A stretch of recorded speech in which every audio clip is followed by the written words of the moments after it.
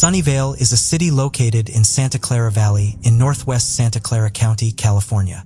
Sunnyvale lies along the historic El Camino Real and Highway 101 and is bordered by portions of San Jose to the north, Moffett Federal Airfield and NASA Ames Research Center to the northwest, Mountain View to the northwest, Los Altos to the southwest, Cupertino to the south, and Santa Clara to the east. As of the 2020 United States Census, Sunnyvale's population was 155,805, making it the second most populous city in the county after San Jose and the seventh most populous city in the San Francisco Bay Area. Sunnyvale is one of the few U.S. cities to have a single unified Department of Public Safety, where all personnel are trained as firefighters, police officers, and EMTs, so that they can respond to an emergency in any of those three roles. Karen Stit was born on July 25, 1967 in Pittsburgh, Pennsylvania to Robert Stit and Catherine Leshacki. Karen Stit was the new girl at Palo Alto High School as she had recently moved from Pittsburgh, Pennsylvania. Despite her newness to the town, Karen felt comfortable using the El Camino Real bus routes to get to and from her boyfriend's home in Sunnyvale, like if she was a native. On September 2, 1982, Karen and her boyfriend were hanging out late playing some video games at a local 7-Eleven. Around midnight, they wandered over toward Golfland, a popular putt-putt course, and finally around 12:30 a.m., Karen's boyfriend left her near a bus stop, the corner of El Camino Real and South Wolf Road.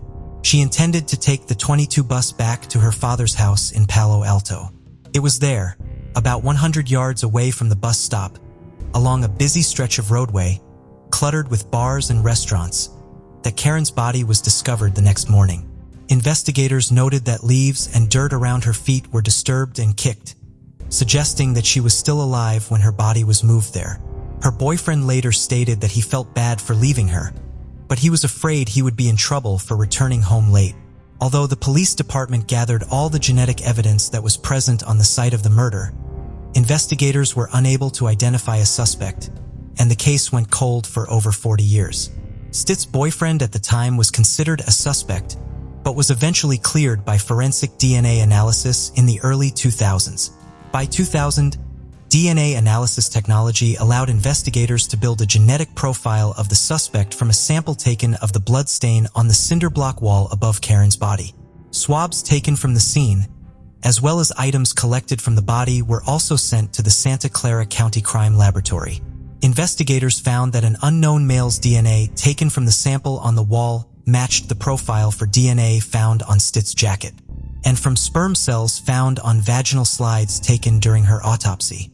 A DNA sample from Stit's boyfriend at the time did not match, and he was excluded as a suspect. No matches were found after comparing the unknown profile to a national DNA crime database. Detective Hutchison said that in 2021, he received a tip that a male member of the Ramirez family may have killed Stit, launching his genealogical search.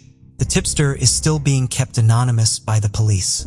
However, U.S. Census records and other public databases show that the Ramirez family lived in Fresno, about 160 miles from Sunnyvale, as early as 1950, according to the detective statement. Hutchison found that there were 4 living Ramirez brothers. Further investigation ruled out 2 of the brothers, and the third brother was later conclusively ruled out by DNA. This left only Gary Ramirez to focus on. In early March, Hutchison was able to identify Ramirez's daughter, and he obtained a sample of her DNA on April 8th. Court documents did not say how the detective got the sample. Investigators found very strong statistical support, tying DNA from Ramirez's daughter to the unknown male DNA from the crime scene. The detective said, establishing Ramirez as the prime suspect. The 75-year-old man accused of murdering the Palo Alto teenager 40 years ago, abducting her from a Sunnyvale bus stop, then raping her and stabbing her 59 times before dumping her body nearby, is Gary Gene Ramirez. Tracked from blood splotches at the crime scene through DNA and family tree genealogy, Ramirez had no previous criminal record when he was arrested on August 2nd. Living in a guest house on the Hawaiian island of Maui, police say. Ramirez's 79-year-old brother Rudy Ramirez told this news organization that he was shocked when his brother was arrested and told authorities, "You've got the wrong man." According to Rudy, Ramirez had joined the Air Force as a young man and lived in Colorado, Utah, and San Diego. He also spent time in San Francisco and other parts of California, including Fresno, where he had married twice and worked odd jobs, including as an exterminator, before retiring on disability with a bad hip some years ago. Rudy said he lost track of his younger brother in the 1980s, around the time of Karen's murder. In the late 1980s, he said his brother was living temporarily with their mother in Fresno. Rudy invited him then to move to Maui. Growing up in Fresno, Gary was the favorite child and had no history of violence, Rudy said. He was a kid that had everything going, he just had the old Midas touch. In later years, he said Gary became reclusive. Although authorities say the DNA evidence is overwhelming against Ramirez, they are continuing to corroborate elements of the case and are urging witnesses who may have known Ramirez through the decades to come forward with additional information. The sudden but long-awaited break in Karen's decades-old murder brought surprise and relief to her friends and family. But Ramirez's arrest also has opened old wounds, long locked away. Karen hadn't lived in Palo Alto for very long before her death. A Pittsburgh, Pennsylvania transplant, she had moved to the Bay Area just a few months before with her brother and father. Still, her classmates remembered her fondly. Karen was not like any other girl I had met before. When she transferred from Pittsburgh, Pennsylvania to Palo Alto, California to live with her father during the second half of my sophomore year in high school, the first time I set eyes on her, I knew she was special. Someone I wanted to get to know, Michael Calhoun, a former boyfriend, said in an August 10th email. Her smile could light up the darkest of rooms, her beautiful feathered blonde hair and the way she spoke. I won't say it was an accent per se, but it was different than any other girl I knew. Calhoun was not the boyfriend, who police said Karen walked toward the bus stop that night that she died. Calhoun said he lived around the corner from her in Palo Alto. She had been dating one of his best friends, so he initially stayed clear of dating her, he recalled, but he was smitten. It was kind of like that Rick Springfield song, Jesse's Girl, except I was singing I Want Jimmy's Girl. When they broke up, I did the cardinal sin amongst friends. I started dating her myself. But I did ask my friend first if it was okay. He didn't have a problem with it. I really fell hard for her. I'd say she was my first true love, he said. But she did want to explore getting back together once they returned to school. As a token of this, she let me keep a ring of hers she gave me when we were together. A copper ring with her name on it, which I still have to this day, he said. Getting back together never happened, however. She was violently stolen from everyone. My first day back to school as a junior was the day of her funeral, he said. Calhoun never gave up hope that Karen's killer would be identified and captured. It was because of losing her that I became interested in becoming a police officer. Not that I thought I could actually help in her case, but to be able to help someone else, Calhoun said. I even stayed in contact with the cold case detective in Sunnyvale after I moved to Las Vegas. He told me he was fairly new on the force when this happened. He even told me he was on the scene that fateful night, so he was very familiar with the case. With the advancement of technology in the field of genealogy, the police are now solving cold cases that remained unsolved, while providing justice to the families of the victims, but also punishing criminals that are a threat to the society. This is a prime example of how technology has helped crack one of the most mysterious cold cases. What do you think about it? Tell us your thoughts in comments below. Let's continue.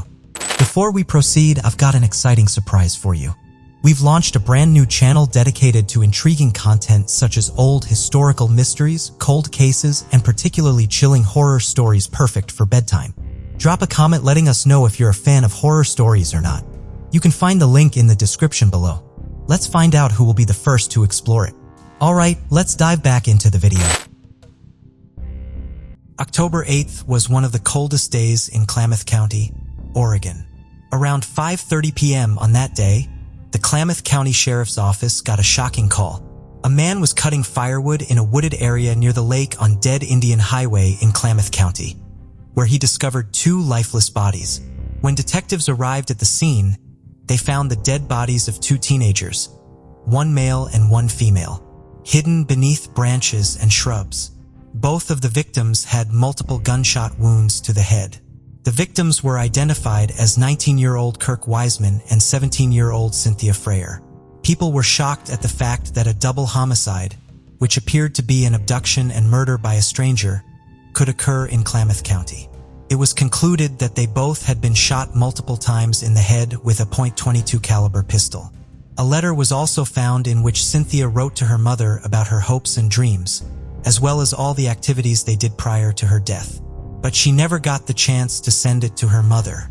An autopsy indicated that Cynthia had been sexually assaulted. Retracing their steps before the murder, police found that Kirk and Cynthia had no connection to the area. They had been hitchhiking in Washington State and Oregon, and had plans to go to Crater Lake, a spot where Frere always wanted to visit, when they vanished without a trace in September 1978. As the investigation went on, detectives also discovered that before going missing, the pair had stayed the night at a motel in Roseburg. They were then picked up by a person who claimed to have dropped the mop at Grants Pass restaurant. Nothing ever came of it. No other suspects ever came to light regarding this double homicide. Over the years, several people were questioned, but no one was ever officially charged. The case soon turned cold and stayed that way for nearly 40 years. In 2018, portions of Cynthia's clothing were sent to the Oregon State Police Crime Lab in Bend, where forensic scientists recovered the DNA of an unknown male. The unknown male DNA was then entered into the Cody's database, but didn't hit on a suspect. Investigators then decided to try their luck with the new genetic genealogy technology and sent the DNA sample to the Virginia-based forensic service Parabon Nanolabs. The unknown male DNA was entered into a genealogy website. Soon, in the summer of 2021, a potential match was discovered. The suspect was identified as Ray Whitson Jr. Investigators discovered that Whitson had previously lived with his family in Klamath Falls between 1976 and 1982 and had worked at a lumber mill. He was familiar with the area where the two bodies were found. Whitson had a prior criminal record, but his DNA had never been uploaded to the Cody's database. It was time to apprehend the culprit after all of these years. But unfortunately, it turned out that the suspect had died in 1996. Upon contacting his family, his children agreed to provide a DNA sample, and it was later confirmed that the DNA found at the crime scene indeed belonged to their father, Ray Whitson Jr., although the case was immediately suspended. Knowing that the suspect had long passed, detectives still felt it was crucial for him to bring answers to both Frere and Wiseman's families and finally give evidence to the victims' families, including the handwritten letters. Before we continue, 90% of you haven't subscribed to our channel, so if you like this video, please subscribe. It motivates us to make more content for you. Okay, let's continue. Scott Russell Johnson was born in Los Angeles on November 27, 1961, to his parents Grant and Barbara Johnson. Being the family's third child, he was always pampered by his older sister Terry and his older brother Steve. In 1970, after moving to Colorado, their parents separated and the siblings stayed with their mother. Thereafter, the father stayed out of most of their lives. But through these hardships, Scott and his siblings made the best out of the situation by banding together. Scott was a bright student and excelled in mathematics, even taking college-level courses while he was just a freshman in high school. Scott was then accepted into the California Institute of Technology. In 1983, he went to Cambridge University in England for a year. In January of 1984, Scott met Michael Nunes, an Australian student studying for a PhD at Cambridge University, and they started a relationship. But by that summer, Scott had to return to the United States. Cheerfully, he shared about his relationship with Noon with his brother after coming back home. By 1985, he earned a full scholarship to undertake a PhD in mathematics at the Australian National University, so he moved to Australia. It was a perfect opportunity for this gifted young mathematician to finally reunite with his partner after months of being in a long-distance relationship. Scott applied for permanent residency in 1987 based on his relationship with Noon. The following year, Scott received advice from the Department of Immigration that he would be eligible for permanent residency if a genuine and continuing relationship between Scott and Noon persisted. To March 10, 1989. However, it did not work out and Scott and Noon separated while continuing to be friends. On the morning of Saturday, December 10, 1988, A man set out spearfishing with his 13-year-old son at Bluefish Point. As they approached the vicinity, the son noticed a lifeless human body at the bottom of a cliff. It was lying among rocks about 200 meters north. Bluefish Point. Investigators quickly reached the area after they were notified of the discovery. The deceased male was found naked lying at the base of the cliff. His clothes were found neatly folded at the top of the cliff with his shoes. A heavy metal pin was also left on top of the clothes pile. The body was identified as the 27-year-old mathematician and PhD, Scott Johnson. Despite the unusual circumstances, the death had been deemed a suicide in the initial investigation. On the morning of December 14, 1988, a forensic pathologist performed an autopsy on Scott. He concluded that Scott died as a result of multiple injuries that can be caused by either intentional or unintentional falling from the cliff. An amount of 0.005% alcohol was consistent with his blood. The pathologist also stated that in his 30 years of work, he never saw someone committing suicide by jumping from a cliff while naked, a statement that provides a different aspect to this case. Scott's family did not believe in the suicide theory from the beginning. Years of effort and petitions from Scott's family sparked coroner investigations in 2012 and 2015, which both recommended reopening the case. At the third inquest, new witnesses came forward to say the area was a known gay beat-up spot and told of gangs of men, including Australian Army soldiers, converging on the cliffs to commit gay hate assaults and robberies. According to some reports, Scott's death perfectly aligned with the several violent assaults on gay men that occurred in the late 80s in the adjacent areas. Many witnesses came forward with information about the MP3 gang and the Australian Army soldiers involved in gay bashings in northern beaches, North Sydney and Sydney areas. The witnesses were so scared that they used pseudonyms because they feared if their identities were revealed, they would have to face the wrath of the infamous gang members. There was no direct evidence that connected Scott's death to these attacks, yet many still believe he fell prey to another one of those violent attacks.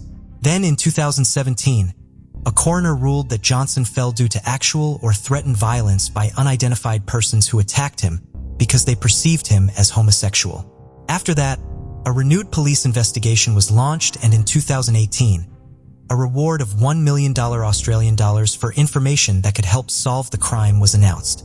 That was then doubled to $2 million in 2020 when Scott's brother Steve put his own money on the table, hoping it would finally bring justice to his brother. It was estimated that up to 80 gay men were murdered by different homophobic gangs around Sydney in the late 1980s, with many pushed off cliffs. In the meantime, in 2019, an informant came forward after hearing about the case, which led investigators to 51-year-old Scott Philip White. The informant was White's ex-wife, Helen, who told police that White had often bragged about bashing young gay men and had not denied killing Scott Johnson when she had asked. The family had, for years, fought for Australian police to investigate this as a gay hate crime. Finally, they had the person who had been hiding in plain sight for decades. A judge decided that there was insufficient evidence to establish it was a gay hate crime and sentenced White to jail for the 1988 killing. He will be eligible for parole in 2030. White, who was 18 at the time of the murder, did not give evidence in court, but had told police he and Scott had met at a bar in December 1988. It was also revealed that the pair had gone to North Head Cliffs in Manly, which was a well-known gay cruising ground. White claimed they got into a fight and Scott fell to his death. But a judge found that he had struck Scott without any provocation, knowing it would most likely cause the mathematician to fall to his death, which it did. Scott White was sentenced to a maximum of 12 years and 7 months in jail for the then 27-year-old's murder. After a long battle, Scott's family can finally sleep peacefully, knowing their brother got justice. Stephanie Lynn Hebert was born on June 30th, 1972. Her parents, Donald and Joyce Hebert, were longtime residents of a suburban neighborhood in Wagamon County, Louisiana. In May of 1978, 5-year-old, sweet and cheerful Stephanie just graduated kindergarten at Live Oak Manor Elementary School. Shortly after that, schools were dismissed for the summer break, so it was the time for play dates, sleepovers, and fun in the sun for the children. and nobody had a clue that it would all change on June 13, 1978. That morning, Stephanie came back to her house to grab a bite to eat after spending the previous night at her friend's house. After lunch, she was going to play with another friend. After spending some time with her mother, at around 2:30 p.m., little Stephanie left her home to go to her friend's house just 3 doors down. It never crossed Joyce's mind that this would be the last time she would see her daughter. Hours would go by before anybody realized that Stephanie never made it to her friend's house. Once they did, Stephanie's frantic parents called the Jefferson Parish Sheriff's Office to report that their daughter was missing. Authorities immediately began searching nearby areas for the little girl. About 100 deputies and 50 volunteers went down on foot through the dense woods and swampy areas with helicopters scanning over them. Stephanie's parents, volunteers from the community, conducted their own search. The FBI even joined the local police department to help with the search. But despite their relentless efforts, no traces of Stephanie would be found. The search took on an ominous tone when no traces of Stephanie was found after 72 hours of extensive searching. Although it was initially assumed that Stephanie had lost her way and was stuck somewhere, soon they were considering a possible abduction. 2 witnesses came forward after police started interviewing people in the community. An ice cream truck driver claimed that Stephanie came by to buy some cotton candy from her. She was accompanied by an unknown woman who wore heavy makeup and bright-colored shoes. The duo then walked toward a 1974 Pontiac Firebird Trans Am and drove away.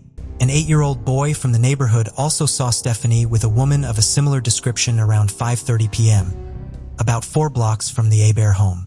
Sadly, every effort to locate Stephanie was fruitless, as no car or woman of that description were ever found.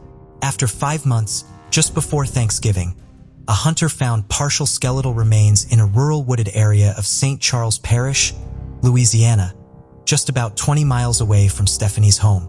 A rope was wrapped around the little skeleton. It was evident that she was bound to a willow tree and left there, exposed to the harsh elements before her death. Stephanie's distinctive blue-rimmed glasses, shoes, and clothes were found nearby. Did not present many clues about the perpetrator. DNA was collected from the scene. The remains were identified as poor Stephanie Hebert after the autopsy was all done. Her parents were devastated at the gruesome discovery, as they always hoped that their daughter would be found alive. Detectives had only circumstantial evidence at the time, but they grew suspicious of a teenage neighbor, Roger Alexander. Stephanie was friends with Roger's sister and spent the previous night before her disappearance at their house to attend a sleepover. Detectives were confident that Roger was the killer and presented the case to a grand jury. However, Roger had an alibi that he was working with his cousin during Stephanie's disappearance and passed a polygraph test, so the jury declined to prosecute him due to insufficient evidence. But suspicions followed him for decades as the case remained cold. Then, years later, suspicion fell on another person, Daniel Parks, who lived near Stephanie's house when he was charged with the rape of a then 7-year-old girl. The victim testified that Parks had once threatened her, saying that she might end up like a bear. When brought in for questioning, Parks confessed to the rape, as well as the comment about Stephanie, but later recanted his confession. He maintained that he had incorrectly implicated himself in the crime due to his condition of diabetes. He was found guilty of 2 counts of aggravated rape and was sentenced to life in prison, but could not be further connected with Stephanie's murder. In 2012, detectives got their big break in the case. 50-year-old Jason Franklin Jr., who went by Jay, came forward with secrets that he held onto for 3 decades. Jay described the sexual and physical abuse he suffered at his own father's hands, as well as his parents' involvement in Stephanie's abduction, then ended with her death. Jay stated that Jason Franklin Sr., who was a resident of the area where Stephanie lived, raped the little girl on 3 separate occasions before the day of her murder. He also stated that while his father had been responsible for Stephanie's death, his mother was an accomplice. Joyce Vanette, Jay's mother, would often help Franklin Sr. fulfill his sick desires, despite the 2 of them being divorced. Jay revealed that it was Vanette who abducted Stephanie using 6-year-old Jay as bait to lure the girl in. She then lured Stephanie into their car and drove her to a house in Luling. where Franklin Sr. was already waiting. At some point, he loaded Stephanie into a car and told his former wife to follow him with their 6-year-old son in tow. They drove to the swampy area where Stephanie's body would later be found. Jason took Polaroid photos of Stephanie after stripping her, while Jay was forced to pose with her. On previous occasions, Stephanie had kept her mouth shut about the abuse, but this time, she tearfully declared that she would tell her daddy everything. Jason then witnessed his father straddling Stephanie and binding her to a tree as he and his mother pulled away. Jay even led investigators to the exact area where Stephanie had been found. He said that he was so scared of his father that he had been unable to come forward until he was 50 years old.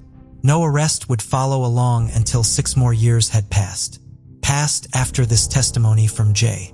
While detectives slowly build their case against Jason, Vanette denied any involvement in Stephanie's murder and called her son a liar.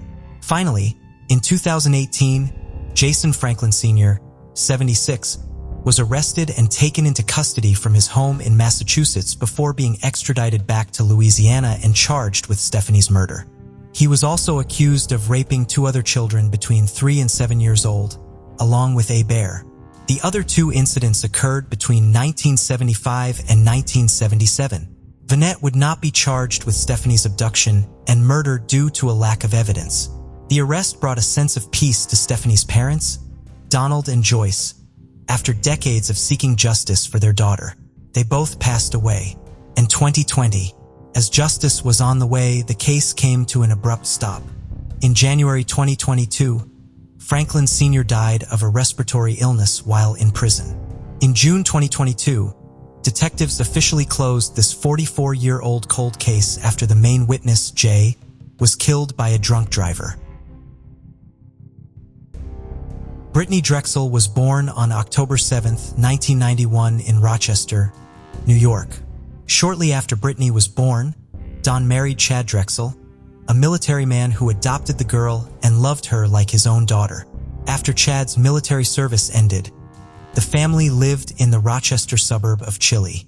Drexel was born with persistent hyperplastic primary vitreous in her right eye, which caused her vision to be hazy. This condition required several surgeries, and Brittney ended up blind in that eye. To cover the eye's tendency to wander, she wore contact lenses that gave her a distinctive appearance. Brittney was full of life. Despite her eye condition and small stature, she loved to play soccer. In her late teens, she developed a love of cosmetology and wanted to become a model. It was spring break in April 2009.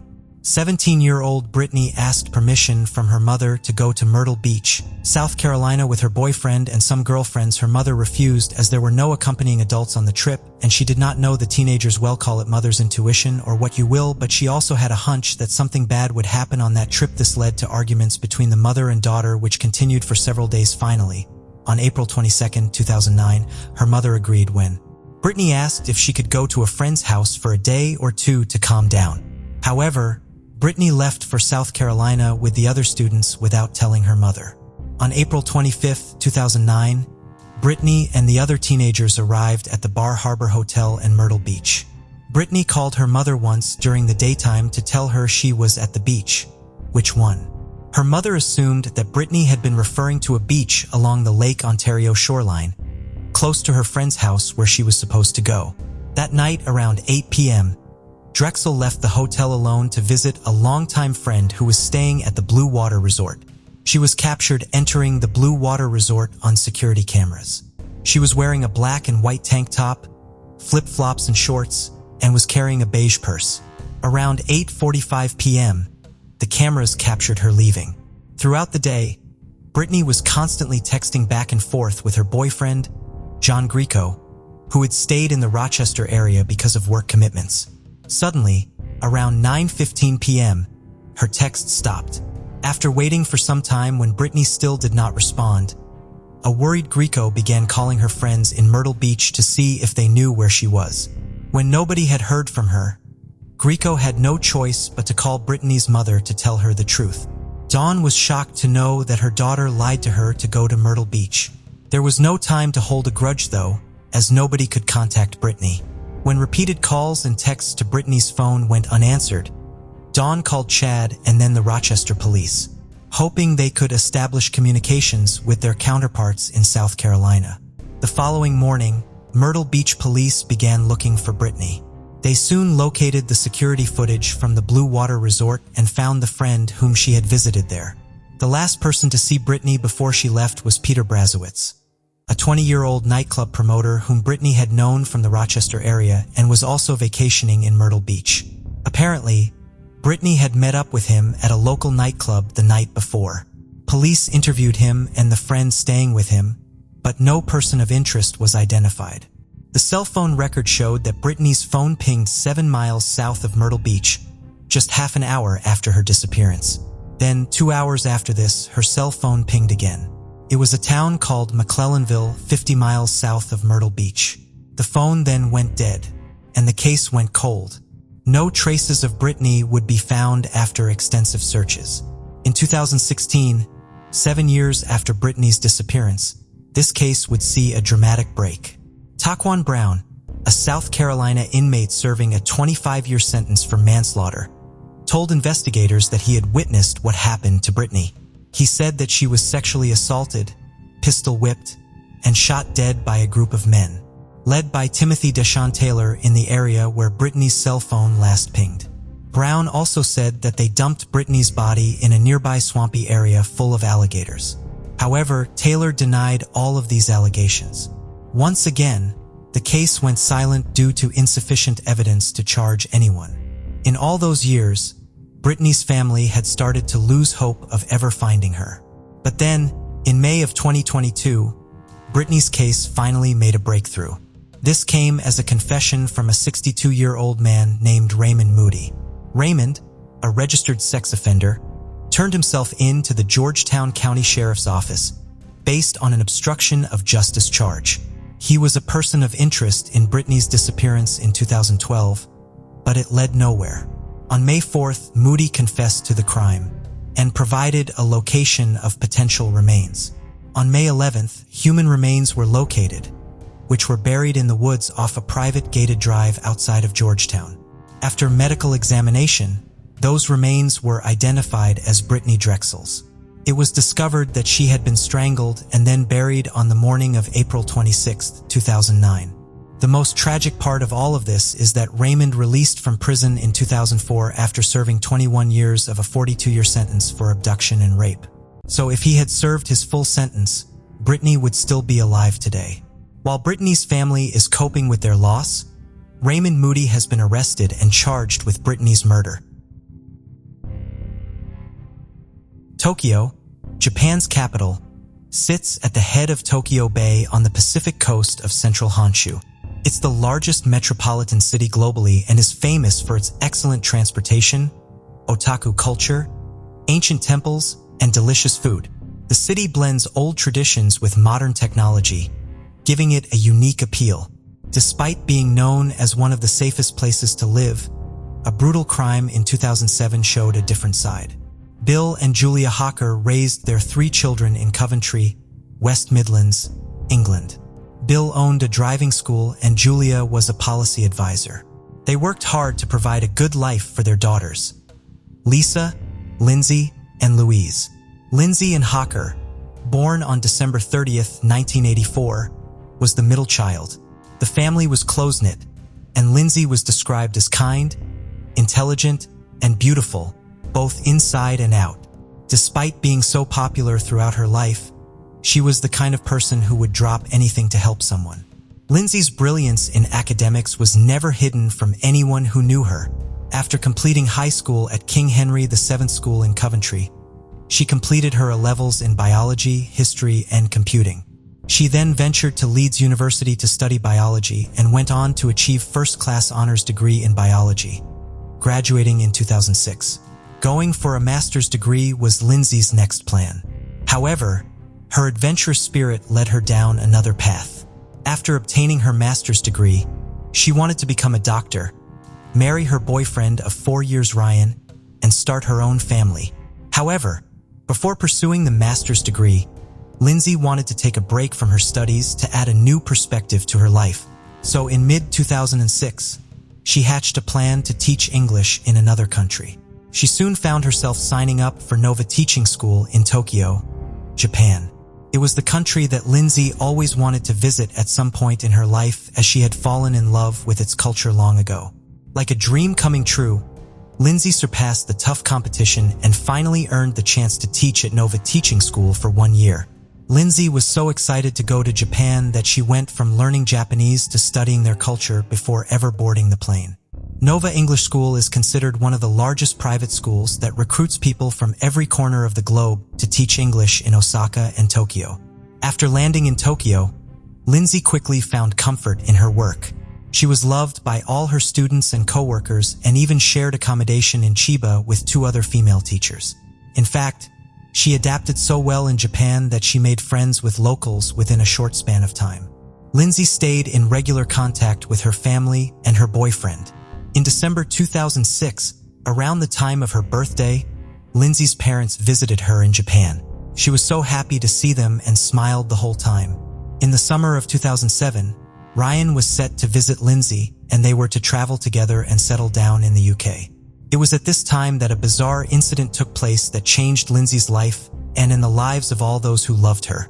The strange event involved meeting Tatsuya Ichihashi, a 28-year-old Japanese man. Tatsuya Ichihashi was born to a medical doctor father and a dentist mother on November 5, 1979 in Gifu Prefecture, Japan.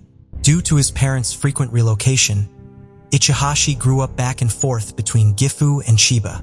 With luxury always within his reach, Ichihashi was simply a spoiled brat. After completing his graduation in the Department of Horticulture from Chiba University in 2005, he remained unemployed. Even at such an adult age, he was living off of a 100,000 yen allowance from his parents, which was equivalent to about $600 at the time. Although Ichihashi did not have an official criminal record, he had been the subject of allegations of theft and injury 6 years prior to before he met Lindsay. Allegedly, he assaulted a woman on the street during a robbery, but the matter was settled for an undisclosed amount. This should have been a lesson in Ichihashi's life, but it changed nothing. In March 2006, he was 28 years old and lived in a 3 BHK luxury apartment at his parents' expense. Ichihashi was a loner who kept to himself while obsessing over physical fitness. He followed a daily routine of attending the gym and cycling 25 kilometers. His interest in violent manga comics showed signs of a psychopathic mindset. He was in a stable relationship with a woman for almost a year, but that did not stop him from stalking a young woman on public transport. At the end of March 2007, Lindsay shared a weird experience she had with a local guy, Tatsuya Ichihashi, and an email sent to her boyfriend Ryan. She wrote how Ichihashi had approached Lindsay on her train journey home from work. At first he claimed that she was his English teacher, but backed away a bit when Lindsay denied ever teaching him. He then asked her to confirm that she was an English teacher. If this was not creepy enough, after exiting the train he ran after Lindsay's bicycle all the way back to her apartment. Ichihashi then requested a glass of water, assuring Lindsay that he wouldn't bother her anymore after that. Perhaps any other person would have been able to help her. Called for help instead of indulging the stalker's request and giving him a glass of water. But the kind of person Lindsay was, despite freaking out, she still felt sorry for him. She confessed to Ryan that she let Ichihashi inside her apartment, considering it as an opportunity to show his face to her coworkers, just in case something bad were to happen. After entering the apartment, Ichihashi took a paper and pen and drew a sketch of Lindsay, contact number and email address. At this point, Ichihashi had already asked her if she was interested in giving him an English lesson, but Lindsay, being cautious, said that she had a tight schedule. However, she could not reject the offer when Ichihashi proposed that they could meet in a public place and told her that he would pay her generously by the hour. The meeting was scheduled for 4 days after the day he sent her the email. Poor Lindsay had no idea that she had just made a deal with the devil, which would cost her more than she could have ever imagined. On Saturday, March 24, 2007, Lindsay and Ichihashi met in Dutour Cafe in East Tokyo. The lesson went on for over an hour, and everything seemed to be going well. Then Ichihashi told her to come with him to his place to obtain the money, as he did not bring the money with him. Though a little worried, Lindsay decided to go with him as she did not want to miss out on the hard-earned money. So the two hopped inside a taxi. Lindsay had to work later in the afternoon. So when they reached the destination, Lindsay told the taxi driver to wait for her as she would be right back within a few minutes. The taxi driver waited for the next 7 minutes and then went on his way thinking that she had changed her mind. Lindsay never came out of that house. Lindsay neither showed up for work that day nor did she make it to her apartment. Her coworkers grew worried but assumed that she might be staying with a friend. But Saturday turned into Sunday and Sunday turned into Monday. It was only on Monday, March 26, 2007, when Lindsay missed the second day of work without any prior notice that panic set in among her colleagues. Nova Teaching School informed Lindsay's parents and filed a missing person report to the authorities. When the police were finally involved in Lindsay Hawker's disappearance, 2 critical days had already passed, but they had a suspect in mind. During the investigation, Lindsay's roommates told the detectives that she went to meet a man named Ichihashi before she went missing. In addition, the note signed by Ichihashi with his contact information was a big clue for them. Confirmed that Lindsay was with Ichihashi. At around 5:40 p.m., 2 police officers were dispatched to Ichihashi's house, but they did not have a warrant, so they were not permitted to go in without cause. They waited by the front door before a neighbor let them into his apartment balcony. Officers noticed that although no lights were on, someone was lurking around inside the apartment. For some odd reason, the detachable bathtub of Ichihashi's and placed on the balcony. The officers called for backup as they suspected Lindsay could be held hostage in the apartment. Within an hour, 7 more officers arrived at the scene. Police were banging on his door when suddenly Ichihashi flung open the door and stormed past the officers barefoot. In a moment of shock, police officers let Ichihashi slip away while managing to grab his rucksack. In the absence of radio equipment, police could not keep track of him and the man vanished into the Tokyo crowd. Investigators were in for a gruesome shock when they entered Ichihashi's apartment. The bathtub placed on the balcony was filled with sand and soil. Flower seeds were on top of the bathtub to disguise it as a flowering tub. Upon closer inspection, the bathtub revealed a hand emerging out of the debris. The body, which was bound and gagged with plastic ties and scarves, was identified as Lindsay's after the autopsy. Further details from the autopsy report revealed that Lindsay was raped and bruises were found all over her upper body. Decomposing agents were also placed in the bathtub to speed up the decomposition process. In her final hours, Lindsay was subjected to an extreme assault. For some unknown sick reason, before killing Lindsay, Ichihashi shaved off her beautiful hair as a sick final insult. By the next morning, Tatsuya Ichihashi was officially a wanted man. All over Japan, police distributed wanted posters with his photo printed on them. Not only that, but his face was all over the media and news channels. Police asked the public to come forward with any information or possible sightings of Ichihashi. Police even released Ichihashi's photoshopped images wearing wigs as after finding wigs in his apartment, a reward was announced for anyone who would come forward with legitimate information about the wanted man. But in spite of all their efforts, it seemed as though Ichihashi had vanished into thin air. Lindsay's family was devastated and frustrated. They went through all the pain of losing Lindsay only to watch the killer get away. Her parents, Bill and Julia, traveled to Japan from the UK to raise awareness about their daughter's murder. They believed that the Japanese police did not do their job properly, allowing the killer to slip away from the grip of 9 police officers. Japanese police were in the light of constant criticism. Soon British and Japanese media got involved in the situation, which was only getting worse. During all of this turmoil and publicity, Ichihashi was out there somewhere, living his life. During his time on the run, Ichihashi had actually traveled most of Japan. Between 2008 and 2009, he settled down in Osaka City, located 250 miles from West Tokyo, where the crime was committed. During this time, he routinely lived in internet cafes and worked on construction sites. To avoid detection at times, he even lived in a concrete bunker on a remote island. Any money that he earned all went to plastic surgery in order to change his appearance. However, Ichihashi had already changed his appearance through self-mutilation right after he became a fugitive. This is how he was able to evade arrest for so long.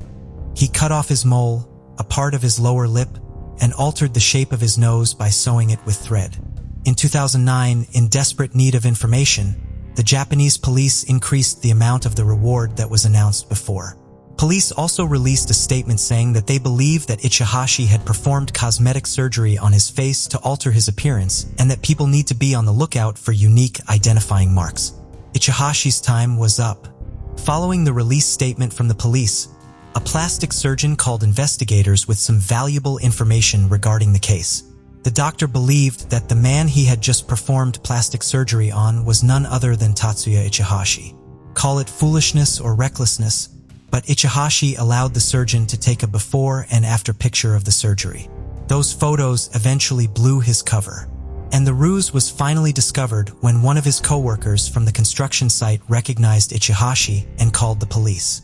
Realizing what had happened, Ichihashi fled Osaka and took shelter in the abandoned bunkers found in the neighboring remote islands. In November 2009, he made a run for a ferry in Osaka Ferry Port. This was when finally his luck would run out as a staff member recognized him and informed the police.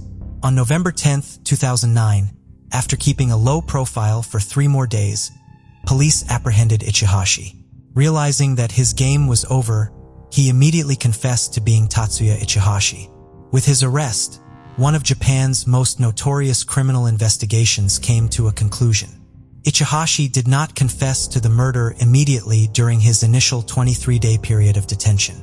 He was originally charged with 1 count of abandoning a body, but police later added 2 more charges of rape and murder. On December 23, 2009, one of Ichihashi's lawyers announced that he had finally acknowledged involvement in Lindsay's death, but also claimed that he had not killed her intentionally.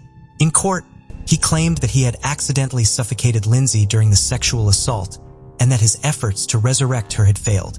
On July 21, 2011, the Chiba District Court of Japan sentenced Ichihashi to life imprisonment for the senseless murder of Lindsay Hawker.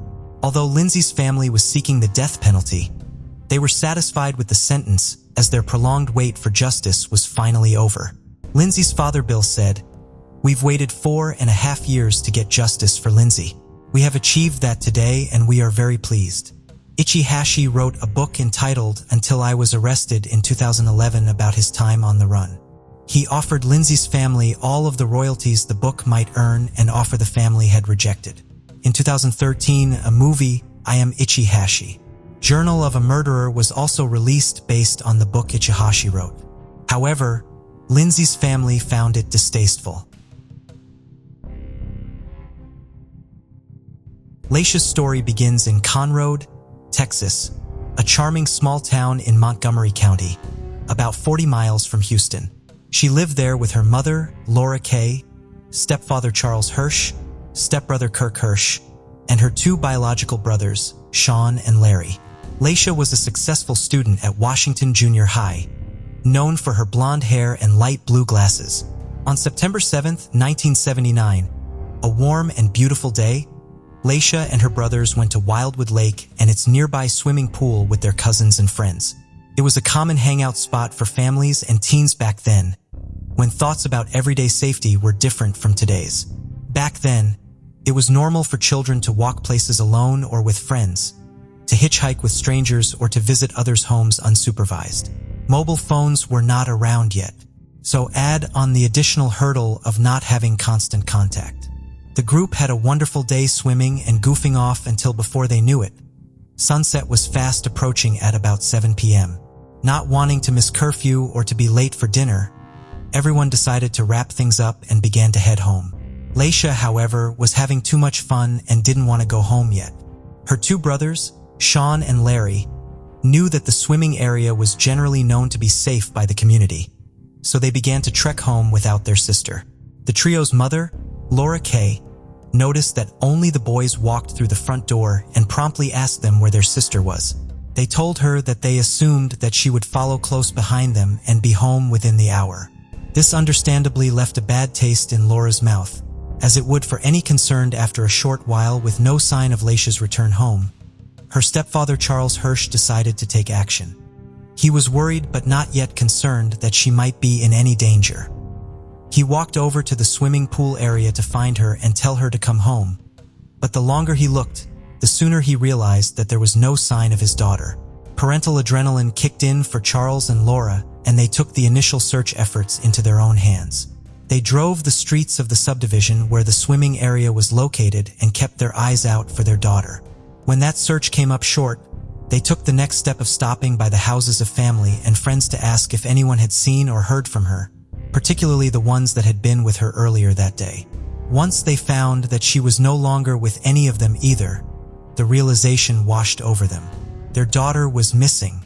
Lea Jackson was reported missing to the Montgomery County Sheriff's Office. Sheriff's Deputy L.B. Robinson was quickly assigned to the case given the urgency of a missing child. A boy by the name of Bobby Hill was one of the first people to be interviewed by the detective.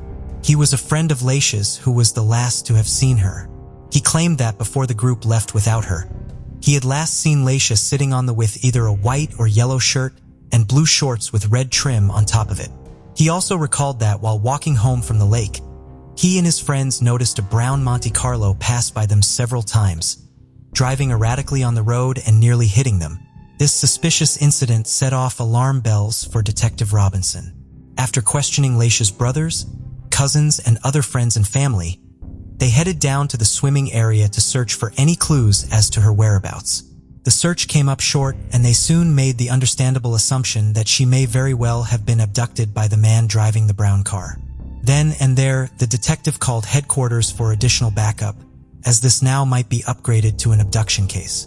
As word spread of Lea's disappearance around the small town, the police force soon realized how loved this girl was, as many community members, alongside the family, and nearly 24 volunteers from the local fire department helped join the search. The group searched far and wide until 12 a.m. that night, still finding virtually no trace of Lea in or around town. The next day, as the hunt continued, the Sheriff's Marine Division came forward, wanting to make sure they covered all investigative bases, before assuming that Lea had been abducted. For one, it was possible that she could have drowned in the swimming area.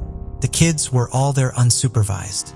They conducted a thorough search of the swimming area, lake, pier, and woods, and still no sign of Lea. Kirk Hirsch, Lea's older stepbrother, was the first one to come across a clue.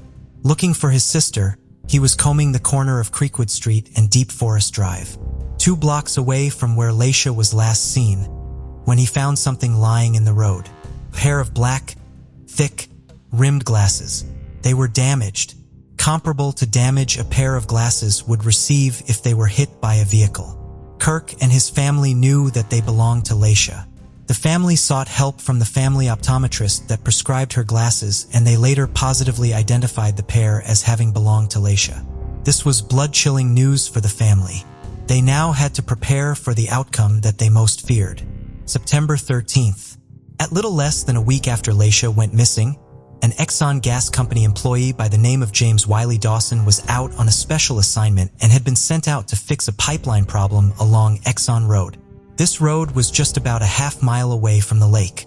As soon as he arrived, he noted the overwhelming smell of decomposition in the air, but his mind went to it being that of just a dead animal. The smell proved to be too distracting, and he prioritized finding the dead animal. However, instead of a dead animal, James Dawson stumbled upon what looked to be a nude, heavily decomposed body of a girl. He immediately called the city police, and detectives rushed to the scene. Texas is notoriously scorching hot and humid at that time of year, so the body was in advanced stages of decomposition. They had to act fast to collect evidence. Officers knew that this could very well be the body of Lea, but they had to be sure. They secured the crime scene and collected all available evidence from the body and nearby area, including the tracks found around the site. As the investigation continued at the crime scene, everyone soon got the news that they had been dreading. Near the body, clothes matching the description of the alleged outfit that the young girl was last seen in were found scattered near her nude body. It was then and later through DNA testing that they confirmed the remains to be of Lea Michelle Jackson. This was a devastating find for the police, but of course more notably for her heartbroken family and friends. The later autopsy revealed that Lea had met a brutal end. She showed signs of sexual assault as semen samples were found on her shirt. Signs of strangulation were also found, which was revealed to be her eventual cause of death. While her signature blue glasses were of course not with her, her favorite gold butterfly necklace was still around her neck when she died. Lea Marie Jackson was soon laid to rest in a private ceremony by her family and friends. Her mourning family soon moved away from Conroe, even leaving Montgomery County altogether, as the memories of their lost loved one proved to be too painful to relive every day. After their departure, the abduction and murder case remained open. Police were determined to bring Lea and her family justice. A phone line for tips was opened, and police encouraged anyone with information that might be helpful to the case to call it in. One tip was especially interesting to police. It involved a man, a Vietnam veteran, and a known heroin addict. When questioned, the tipster confirmed that many who knew this man witnessed him give intimate details of the crime to others, details that could not have been known to the public. He also apparently often asked his friends to set him up with local girls. Shockingly, he did not mean grown women around his age, but rather young girls. Police were on high alert. Using the information given by the tipster, they eventually got their hands on this man and arrested him on suspicion of murder. They used typical police techniques of interrogation until he broke. He confessed to the crime, but there was a twist. He claimed that he had an accomplice who aided him in the murder of Lea Jackson. The man gave information about his accomplice to police, and before long both men were in custody and undergoing intense questioning. Police obtained search warrants for both of their homes and conducted thorough searches where they found red fibers. These fibers were similar to those found on Lea's shorts on the day that she was killed. This was the physical evidence that police needed to nab these two on the charges of murder, especially since they already had a signed written confession given by the Vietnam veteran suspect. However, yet another twist was to come. After the red fibers were found in their homes, the suspect who signed the confession claimed that police had coerced the written confession from him.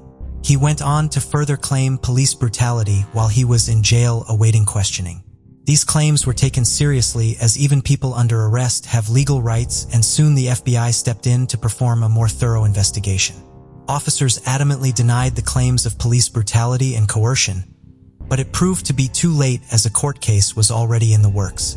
Unfortunately, due to the claims in the court case to follow, all evidence found by investigators such as the written confession and red fibers could no longer be upheld in court. This rendered the very damning evidence useless. In the end, the judge also ruled that the charge of murder was to be dropped for both suspects. These two men were released without so much as a warning, which was once again a devastating blow to Lea's family and the investigators. They were now back to the drawing board, and as years and decades went by, the case got colder and colder. Decades later, in the year 2006, a man by the name of Tommy Deroy joined the police force in Texas, eventually earning the title of detective on the cold case squad.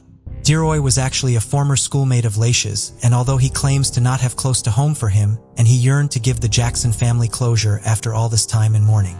Alongside another cold case investigator on the force named Detective Terrence Greenwood, the work and diving back into this case began.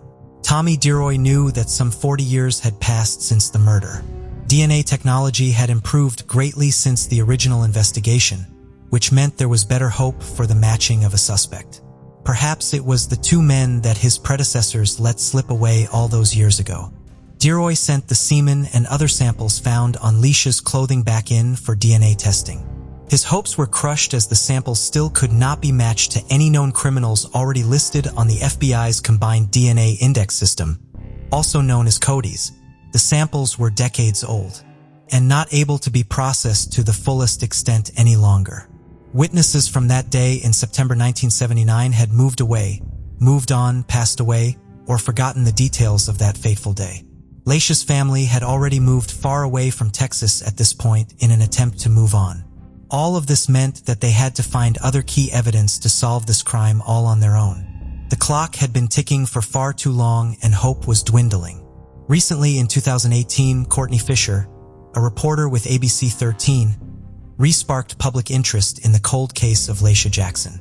Her report reminded cold case investigators that times have changed and that newer forensic DNA techniques were now available and were helping solve crimes left and right. In 2022, the police took her advice. There is a modern technology that goes by the name of MVAC. This method describes a process in which DNA-free buffers are sprayed directly onto surfaces that are being tested, followed by vacuum pressure, then being applied in order to collect the best possible DNA sample. This technology is a major breakthrough and can collect far better samples than the ones collected by typical swabbing. Everyone's fingers were crossed that this could be the turning point in the case. In October of 2021, the MVAC method was put to the test by the Montgomery County Cold Case Homicide Squad, retesting DNA found on Lea's shirt from 1979. And just like that, 43 years after the murder, a DNA match for the killer was found. The DNA sample was entered into the FBI's CODIS system, and finally, it came back as a 100% match to a man named Gerald Dwight Casey. Detectives made yet another shocking discovery at this time, as it turns out that this man was well known by police already. Casey was a known felon who had many convictions for burglary, assault on a police officer, possession of heroin, and marijuana. Gerald Dwight Casey had also already been convicted of capital murder once before. He was convicted in 1991 for a murder committed in 1989, 10 years after he had murdered Lea Jackson. He had been executed by lethal injection in Texas on April 18, 2002, at 47 years old. To confirm his guilt, investigators compared the DNA found on Lea's shirt to a blood sample taken from Casey prior to his state execution, and the 100% match was confirmed yet again. This man was Lea's killer. As he exited death row after his long stint in prison and headed for the lethal injection chamber, Casey declined to share any last words. He apparently was unremorseful, and no one knew at the time what other atrocities he had committed before he died. Gerald Dwight Casey did not survive to receive proper punishment for what he did to Lea Michelle Jackson, but at least he had been punished and is no longer able to hurt anyone else. While discovering who killed Lea was a momentous occasion, it of course remained bittersweet news for Lea's family and friends. They thanked the police force for never giving up on her, but often declined to speak publicly about the case any longer, since they had made peace with the outcome. They remain mostly anonymous to this day. The Montgomery County Sheriff's Office had now solved and closed its oldest cold case in the county. Modern advancements in DNA research, persistent detective work, and decades of hope solved this case. Cold, and it was served for a different murder. Whether you believe in karma, fate, an afterlife, or a spiritual deity, it is safe to say that one can hope that Gerald Casey is receiving his cosmic punishment wherever he is now, and that Lea Jackson can finally rest peacefully. And there are all of the details while this murderer went to his grave, with the secret that he had assaulted and murdered an innocent 12-year-old girl. Justice still prevailed. Advancements in forensic technology will mean that more and more killers will be brought to justice. On the morning of June 20th, 2001, a disturbing 911 call from the normally quiet area of Houston, Texas. This is Andrea Yates, a 37-year-old woman who is living in the Houston suburb of Clear Lake City with her husband Rusty Yates and their 5 children. It was a happy family, a successful dad who worked for NASA, a loving mom, and 5 healthy children living the American dream. Andrea and Rusty met when they were both 25 years old and married on April 17, 1993. The children soon followed and they moved to Florida. In 1997, they returned to Houston and started living in a trailer. The following year, they purchased a 350-square-foot renovated bus which became their permanent home. When police reached the Yates home after the troubling 911 call, they witnessed something unthinkable, something that deeply stunned the whole nation. Rusty came home to find a horrific scene. All of their 5 children had died. Noah was 7, John was 5, Paul was 3, Luke was 2, and Mary was 6 months old. And all of them drowned at the hands of their mother. Inside the house, police found a wet sock in the hallway, and the body of one of Yates' children face down in the bathtub. The other 4 bodies were laid on a bed and covered with a sheet. Andrea confessed to the murders almost immediately, It didn't take long for the story to spread. Reporters and press began swarming the area while police took Andrea to the police station for questioning. A mother killing her one child, let alone 5, was unthinkable. But how did it all begin? Andrea always had been a caring mother to her children. That is until the birth of her 4th son, Luke. She became very depressed after delivery and showed acute postpartum depression. On June 16, 1999, Rusty found Andrea chewing on her fingers. The very next day, she tried to commit suicide by overdosing on pills. She was admitted to the hospital and upon discharge, she was prescribed antidepressants. For the sake of her health, Rusty moved the family to a small house. Again in 1999, Andrea had a nervous breakdown, which culminated in 2 suicide attempts and 2 hospitalizations. She was diagnosed with postpartum psychosis.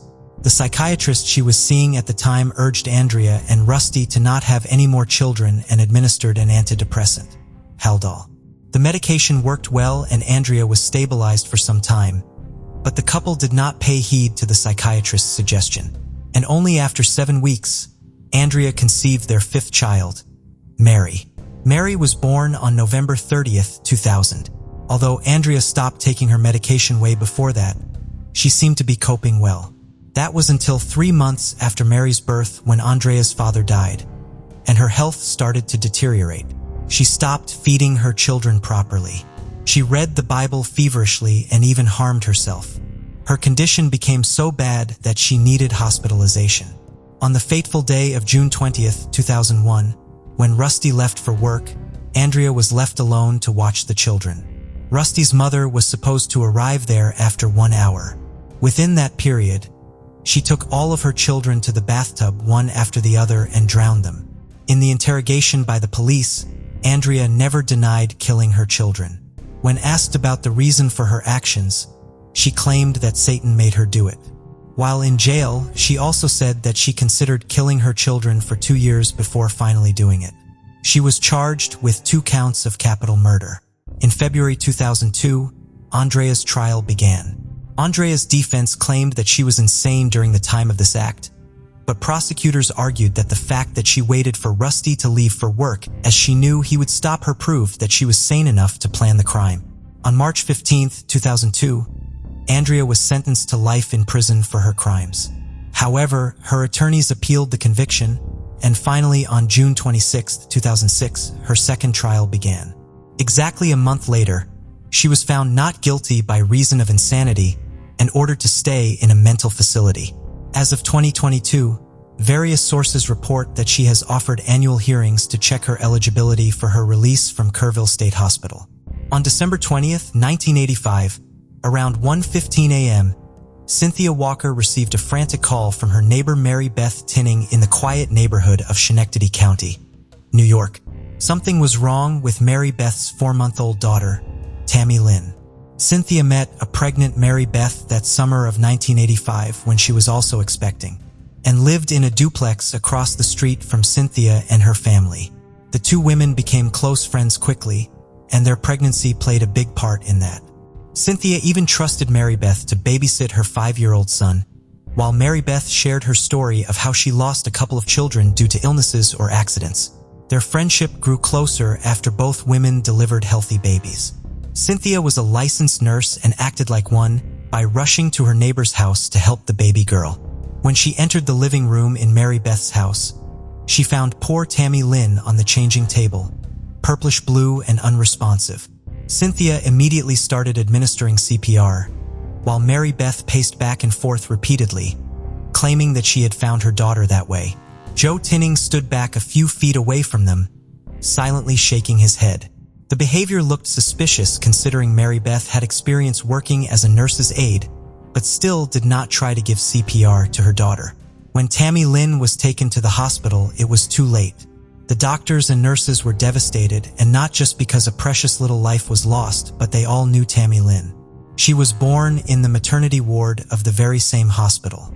In fact, doctors knew all about the story of Mary Beth finding her child not breathing, because they had heard it all before, and not once, but many times. It all began when Mary Beth's daughter Jennifer Tinning suffered from a hemorrhagic meningitis and brain abscesses in the womb. which unfortunately led to her death just a week after her birth. Mary Beth later admitted that she willingly inserted a sharp object into her uterus to induce early labor, so that the baby would be born on Christmas. She probably introduced the infection in the process, causing Jennifer to pass away only after 8 days on January 3, 1972. However, the string of death never seemed to stop. Only 17 days after Jennifer's passing, Mary Beth rushed her 2-year-old son, Joseph Jr., to the emergency room. She said that Joseph had choked on his vomit and suffered a seizure. The doctors discharged him on January 20, 1972, after observing him for 3 days when they could not find anything wrong, only for Mary Beth to bring him unconscious 2 hours later. He was dead on arrival. Since doctors could not find the cause of seizures and Mary Beth was the only witness of the seizures, they recorded the cause of death as cardiopulmonary arrest.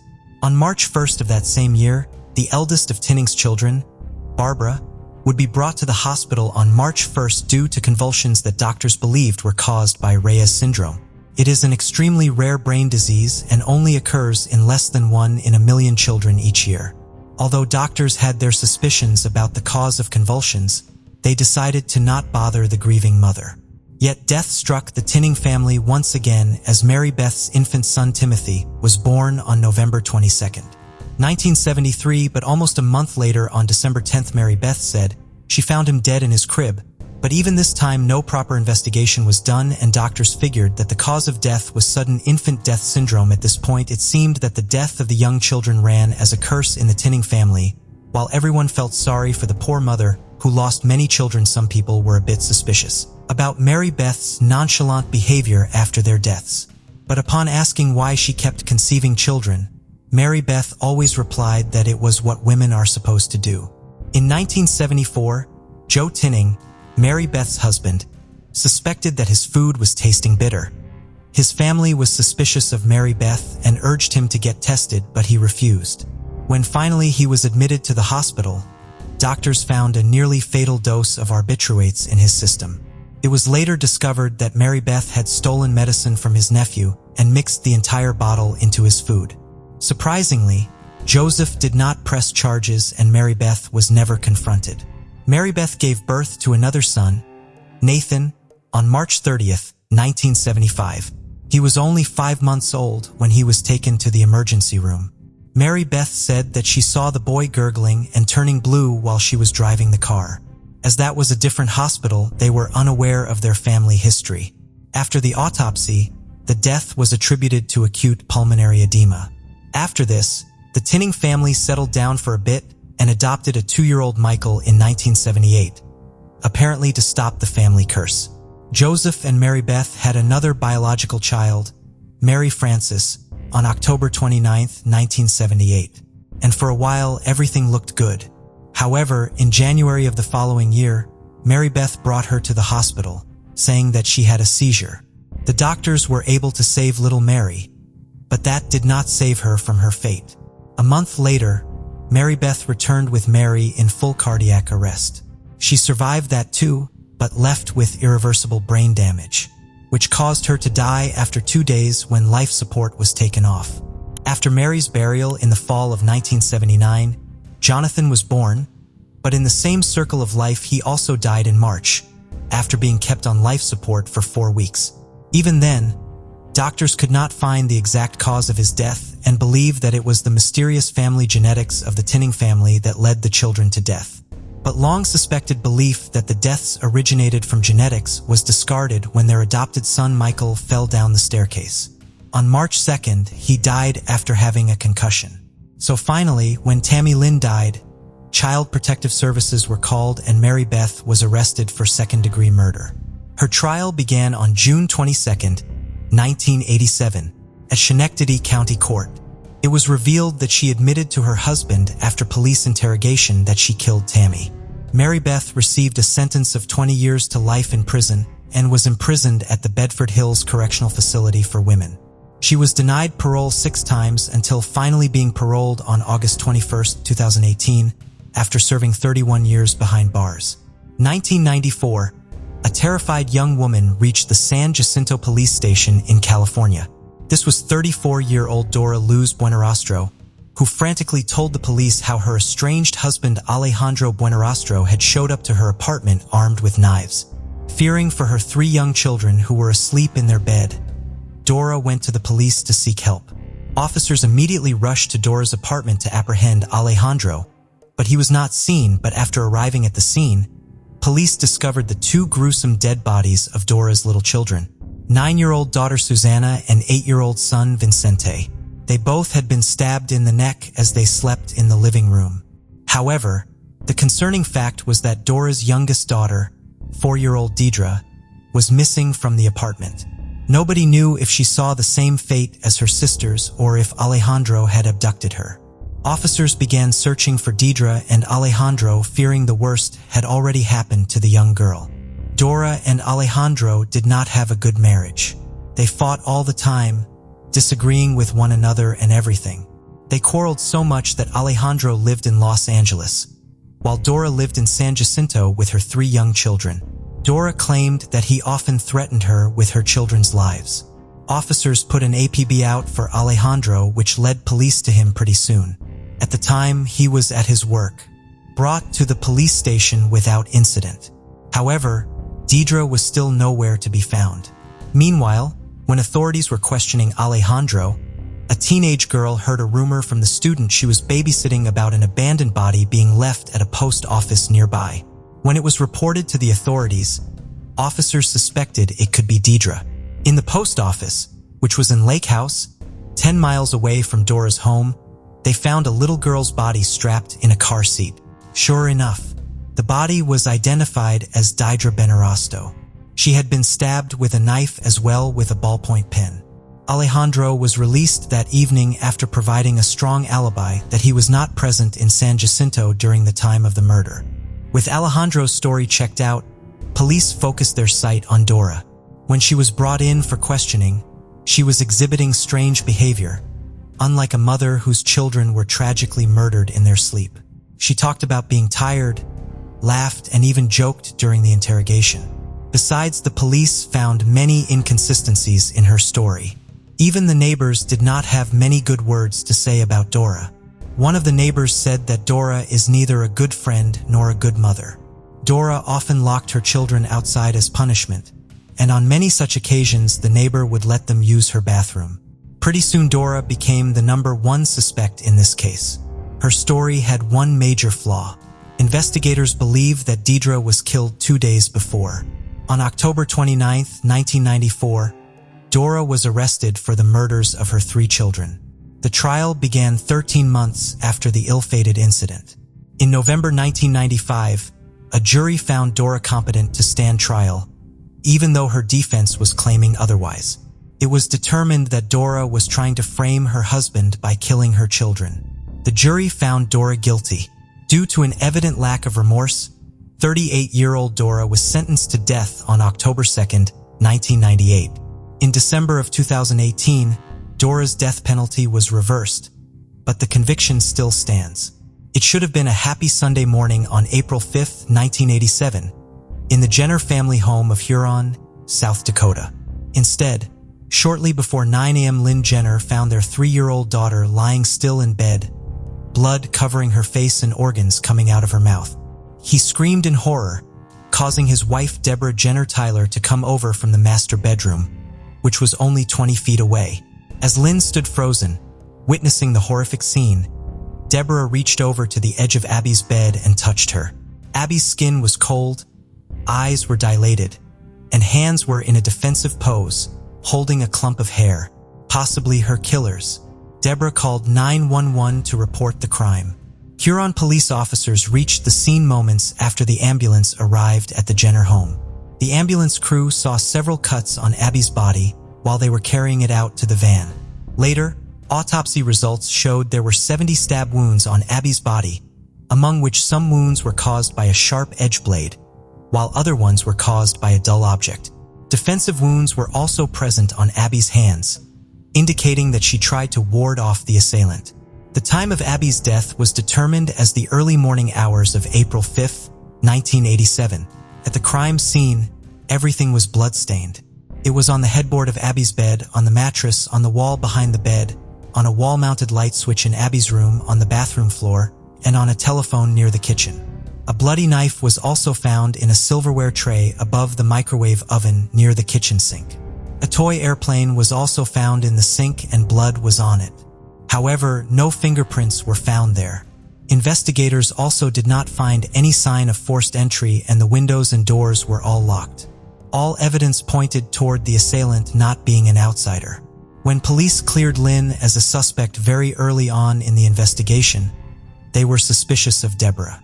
Her demeanor was very calm, composed and strange, beyond the behavior of a grieving mother. Without any solid lead to proceed, investigators told Deborah to take a polygraph test, which she agreed to. The results showed that she had been deceptive during the test. When asked if she killed Abby, she said she doesn't remember, but she also added, "I didn't do it, but I could have psyched out during the night." The evidence was enough for Deborah to face charges, but there was one final nail in the coffin. The hair that was found in Abby's hand. It was her assailant's, which turned out to be Deborah's, the one person who was supposed to keep her out of harm's way. Yet she did the unthinkable. Deborah's trial lasted from February 24th, 1988 to March 15th, 1988. It was revealed in the trial that Deborah switched between a kitchen knife and a toy airplane model while brutally stabbing her 70 times. The defense tried to present Deborah's unstable mental condition as a reason for her strange behavior, while she pleaded not guilty to the crime. Yet jurors found her guilty of the murder of her daughter and sentenced her to life in prison without the possibility of parole. In 2003, Governor Bill Janklow commuted her sentence from life to 100 years, when she admitted her guilt after denying it for 16 years, making her eligible for parole. After being rejected numerous times, September 2021, Deborah Jenner was finally granted parole. In the early morning hours of February 10th, 1992, the fire department received a call from Seneca Street in Boise, Idaho. A house was reported to be on fire, and the residents were believed to be trapped inside.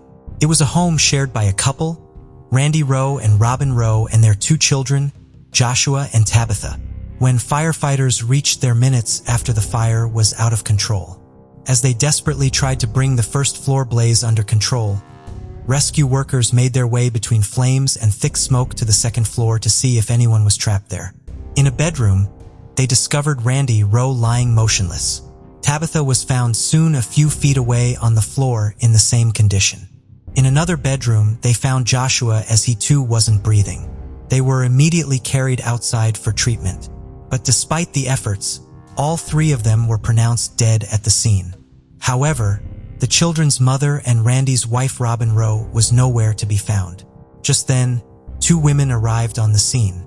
One of them identified herself as Robin Rowe and the other one was Joan McHugh, Robin's friend. While the emergency workers escorted the visibly shaken Robin away from the house, Joan told investigators that her friend had fallen asleep in her house earlier that evening. She also added that Robin had awakened her saying that she had a bad feeling about her home. On the way, as soon as Robin saw the emergency vehicles, she told Joan that there had been a fire in her home even before any smoke or flames was visible. After the bodies were sent to the medical examiner's office for an autopsy, officers started looking for clues to find out how the fire had started. Almost instantly, a strange discovery was made. The circuit breaker that controls the power of the smoke alarm, which was installed in the family home, was shut off and the furnace fan was set to run continuously, feeding the flames and circulating smoke quickly through the home. Although the investigators were suspicious about the situation, finding the exact cause of the fire was not easy to discover due to the extensive amount of damage. On the other hand, an immediate autopsy revealed the cause of death for all 3 victims was smoke inhalation. As the investigation continued through the night, detectives found a flammable substance on the first floor that slowly burned before igniting a much hotter petroleum product, all pointing towards arson, suggesting the fatal fire had been set intentionally. Just like any other case, police looked at the spouse for answers. During interrogation, when asked why she was not at home that night, Robin claimed that she was staying at her friend's house at the time. She also said that for the past few months, her marriage with Randy had been rocky. He was being abusive towards her, even hitting her in front of the children. It was Randy who could have intentionally set the fire to punish her, she believed. However, investigators had their doubts. They did not believe her and had enough reason for doing so. Upon digging into her past, it was found that Robin's 2 other children had died under mysterious circumstances. And that's not all. While searching in a storage unit, police found evidence that she had embezzled money from the YWCA, her workplace. Moreover, they also found many insurance policies taken out on the lives of Randy, Joshua, and Tabitha that totaled over $275,000. The last one was taken just a few weeks before the fire incident. Robin was the sole beneficiary of all of them. It soon came to light that the claims of Randy's abuse were neither partly or entirely fabricated. In reality, it was Robin who wanted out, starting a sexual relationship with her friend Joan's adult son, John Blackwell, shortly before the fire. Though police could not yet apprehend Robin on the charges of murder, she was arrested on February 13, 1992 and charged with grand theft for stealing from the YWCA. She remained incarcerated due to being unable to post the bond. Detectives approached Joan after watching her regular conversation with Robin. She agreed to help the detectives and proceeded to secretly record her conversation with Robin. On March 18, 1992, Joan confronted Robin about the time she came downstairs on the night of the fire, but could not find Robin sleeping. It was a lie suggested by the detectives to have some kind of confession from Robin. Nevertheless, the strategy worked, as when asked where she went out that night, she replied that she could not remember. Another time while answering the same question, Robin said she went out to meet her psychiatrist, but never revealed who that was. The conversation ceased when Joan told her that she was working with the detectives all along. At this point, detectives finally believed they had enough evidence to charge her. So on March 23, 1992, she was arrested on the charge of 3 counts of first-degree murder and 1 count of aggravated arson. After her trial ended in March 1993, the jury returned with a verdict of guilty on all charges. On December 13, 1993, she was sentenced to death for the murders and 20 years for the arson. These senseless murders were not supposed to happen, as those beautiful children were not supposed to suffer in this way, and their mothers were not supposed to be the monsters they were. So what do you think made these women do what they did? Is it mental illness or just pure evil? Do they deserve forgiveness or should they never walk free again? Let us know your thoughts in the comment section.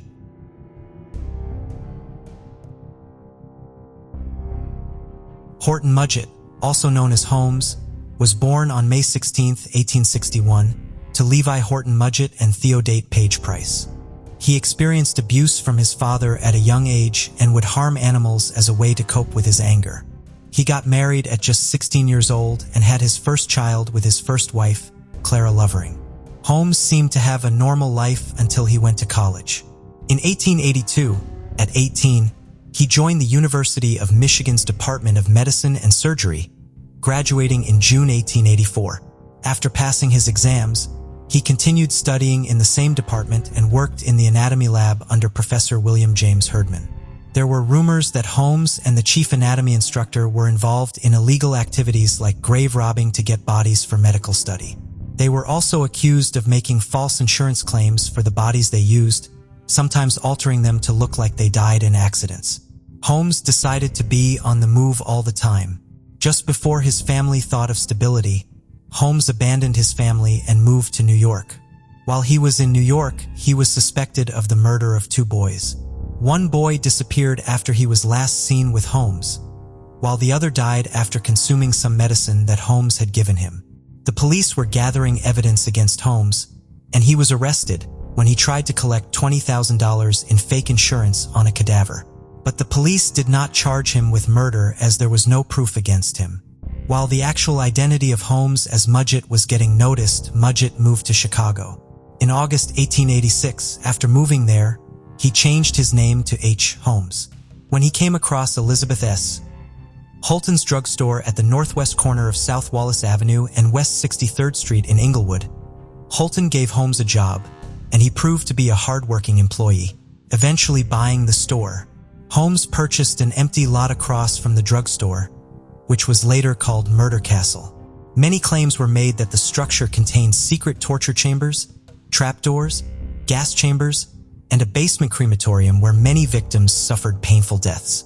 Holmes actually lured his victims into the hotel, then took them to the torture chambers and sliced his victims open. Holmes then sold the vitals for a hefty sum of money and dissolved the remains in a concentrated acid in the basement. While he was doing such a job, he met Julia, who was married and had a daughter. Julia started having an affair with Holmes without realizing his mental condition. Understanding the affair, Julia's husband left her. So she started living in Murder Castle and soon disappeared along with her daughter. Holmes was arrested in a fraud case. Holmes was subjected to a short jail term, and that was when Holmes met a convict named Mario Hedgepath. When they were in jail, they both struck up a plan to fake an insurance policy for $10,000, where Holmes would pretend to be dead. This plan failed miserably. Holmes then met his acquaintance, Peitzel, who agreed to fake his own death, so that Mrs. Peitzel could collect $10,000 as a life insurance policy, which she was to split with Holmes. Peitzel had to set himself up as an inventor under the name B.F. Perry and then be murdered and disfigured in a lab explosion. Holmes had to find an appropriate cadaver to play the role of Peitzel. Instead, Holmes got greedy and murdered Peitzel by knocking him unconscious with chloroform and setting his body on fire using benzene. Holmes then collected $10,000 in the name of Peitzel. However, he manipulated Peitzel's unsuspecting wife by getting 3 of her 5 children named Alice, Nellie, and Howard placed in his custody. He later murdered Alice and Nellie by forcing them into a large trunk and locking them inside. He drilled a hole in the lid of the trunk and put one end of a hose through the hole, attaching the other end to a gas line to asphyxiate the girls. Mrs. Peitzel then reported to the police that her kids hadn't returned in a while. That is when the police started looking for the missing children along with Holmes. But when the police reached his hotel, they found the boy dead in the chimney. It seemed like the boy was being chopped up. In October 1894, Holmes' murder spree ended after he was held on an outstanding warrant for horse theft, and after that police became more suspicious. In October 1895, Holmes was put on trial for the murder of Benjamin Peitzel and was found guilty of 27 murders and sentenced to death. On May 7th, Holmes was hanged at Moya Mensing Prison, also known as the Philadelphia County Prison, for the murder of Peitzel. Until the moment of his death, Holmes remained calm and amiable, showing very few signs of fear, anxiety, or depression. Walter J. Freeman was born on November 14, 1895, and raised by his parents in Philadelphia, Pennsylvania. Freeman's grandfather, William Williams Keene, was well known as a surgeon in the Civil War. His father was also a very successful doctor. Freeman attended Yale University in 1912 and graduated in 1916. He then moved on to study neurology at the University of Pennsylvania Medical School. The Swiss specialist Gottlieb Burckhardt was the first to attempt human psychosurgery, which was performed during the 10 years of the 1880s through the 1890s. Exploratory raids were generally restricted at that point, and in the next many years psychosurgery was tried, but irregularly. On November 12, 1935, another psychosurgery strategy was performed in Portugal by the nervous system specialist Dr. Auguste Moniz. His new leucotomy technique was planned to treat psychological instability by taking little corings of the patient's cerebrum. Moniz turned into a tutor, an icon for Freeman, who changed the system and renamed it to the rather than taking corings from the cerebrum. Freeman's method cut off the association between the cerebrum and the thalamus. Since Walter Freeman was a nervous system specialist and not a neurosurgeon, he enrolled with the assistance of neurosurgeon James Watts. 1 year after the primary lobotomy on September 14, 1936, Freeman coordinated Watts to the prefrontal lobotomy in the United States on a homemaker, Alice Hood Hammett of Topeka, Kansas. Freeman and Watts had previously dealt with 20 cases, including a few additional tasks. By 1942, the team had performed more than 200 lobotomies and had distributed results proving 63% of patients had improved. 23% were accounted for to be unaltered, and the 14% were more regrettable after a medical procedure. After 10 years of lobotomy, Freeman found out about a specialist in Italy named Amaro Fiamberti, who worked on the cerebrum through his patient's eye sockets, allowing him to get to the mind without penetrating through the skull. Taking motivation, Freeman formed another system called the transorbital lobotomy. This new system was known as the ice pick lobotomy, and it was performed by embedding a metal pick into the edge of each eye socket while pounding it through the meager bone there with a hammer and moving it in to and fro, cutting off the associations with the prefrontal cortex and the cerebrum of the mind. The transorbital lobotomy medical procedure was first performed in Washington, D.C. A homemaker named Sally Ellen Ionesco by Walter. This transorbital lobotomy strategy didn't need a neurosurgeon and could be performed outside of a working room without using sedation by applying electroconvulsive treatment to incite seizures. The adjustments to his lobotomy had Freeman expand this medical procedure. Transorbital lobotomy could be done in mental which were overpopulated and understaffed at that point.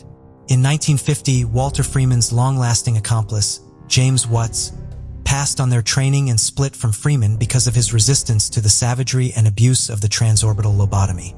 This practice often left patients in a vegetative state or diminished their quality of life, making their behavior similar to a child's. Freeman took the lives of 490 individuals during the procedures. Freeman took the recently changed method to the public in his van, which he named his lobotomobile. He would show the medical procedure to specialists working at the state-run organizations. In some cases, he would start ice-picking both eye sockets at once with an ice pick in each hand. His most famous medical procedure was performed on Rosemary Kennedy, who was the sister of John F. Kennedy. She was left in a vegetative state at age 23 for the rest of her life. One of his previous patients, Howard Dully, proceeded to compose the book, My Lobotomy, examining his involvement in the system at age 12. Freeman allowed the media to watch an operation, in which a patient died when the ice pick slipped into their mind. He was noted for acting carelessly as he moved from patient to patient. His permit was canceled after the death of a patient. And although most doctors would measure risk, Walter was eccentrically risky. The Soviet Union was the first to ban lobotomy on moral grounds. Germany and Japan followed them. The US also banned lobotomy, but only in some states, as the introduction of thorazine proved to be a better cure for patients. Freeman would do his last lobotomy on his longtime patient, Helen Mortensen, who died of a cerebral hemorrhage. Freeman retired from George Washington University and started his practice at the age of 57. But all of the deaths he caused were due to fame. The hunt for fame took the lives of many people or left them in a vegetative state. Was Freeman not akin to a criminal? Well, it is up to us to decide. Michael Swango was born in Tacoma, Washington, and brought up in Quincy, Illinois. He was the middle child of Muriel and John Virgil Swango. Swango's dad worked as a United States Army officer who served in the Vietnam War. The war made Swango's dad an alcoholic, which caused Muriel to divorce him. Growing up, Swango saw little of his dad and therefore was closer to his mom. He was the valedictorian of his 1972 Quincy Catholic Boys High School class. Swango served in the Marine Corps, graduating from recruitment training at the Marine Corps Recruit Depot in San Diego. He saw no war abroad during his administration, so he got a respectable release in 1980.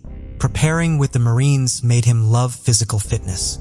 While he was not studying, he was often seen running or performing exercises on the Quincy University grounds. He used to do push-ups as a type of self-discipline when he was criticized by his teachers. Swango graduated from Quincy University as a chemical engineer with the highest praise. He was given the American Chemical Society Award, and following his graduation, Swango went to clinical school at the Southern Illinois University School of Medicine. Swango's fascination with chemicals increased during his time at Southern Illinois University, which led him to have dangerous behaviors.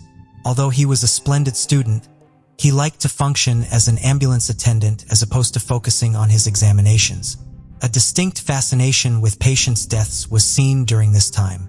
People didn't see that many of Swango's allotted patients had experienced dangerous health conditions, and 5 of them died.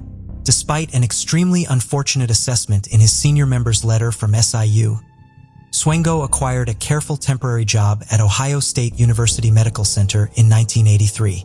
While he worked in Rhodes Hall at OSU, medical caretakers observed that healthy patients started dying when Swango had been the floor assistant, who later turned out to be unusually sick, but the caretaker wasn't fully sure of what was going on.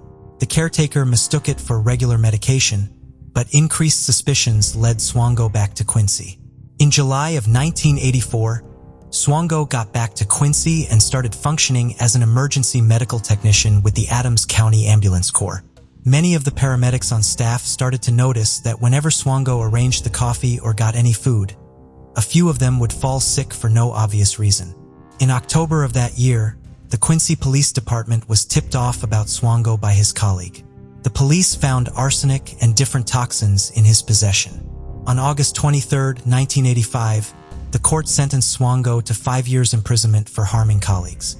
After his release in 1989, Swango got a new line of work as a lab professional for ATI Coal and Newport News, currently known as Vanguard Energy, a division of CETA Logistics. During his time there, employees experienced stomach aches in his presence. Kristen Lynn Kinney, a medical caretaker at Riverside Hospital. The couple fell in love and wanted to marry once they got settled, but Kristen wouldn't know that his only desire was to murder people, which wasn't going to end anytime soon. He worked there until 1991. Then he left his position to search for another opportunity as a specialist. He kept moving from job to avoid any detection of his murderous intentions.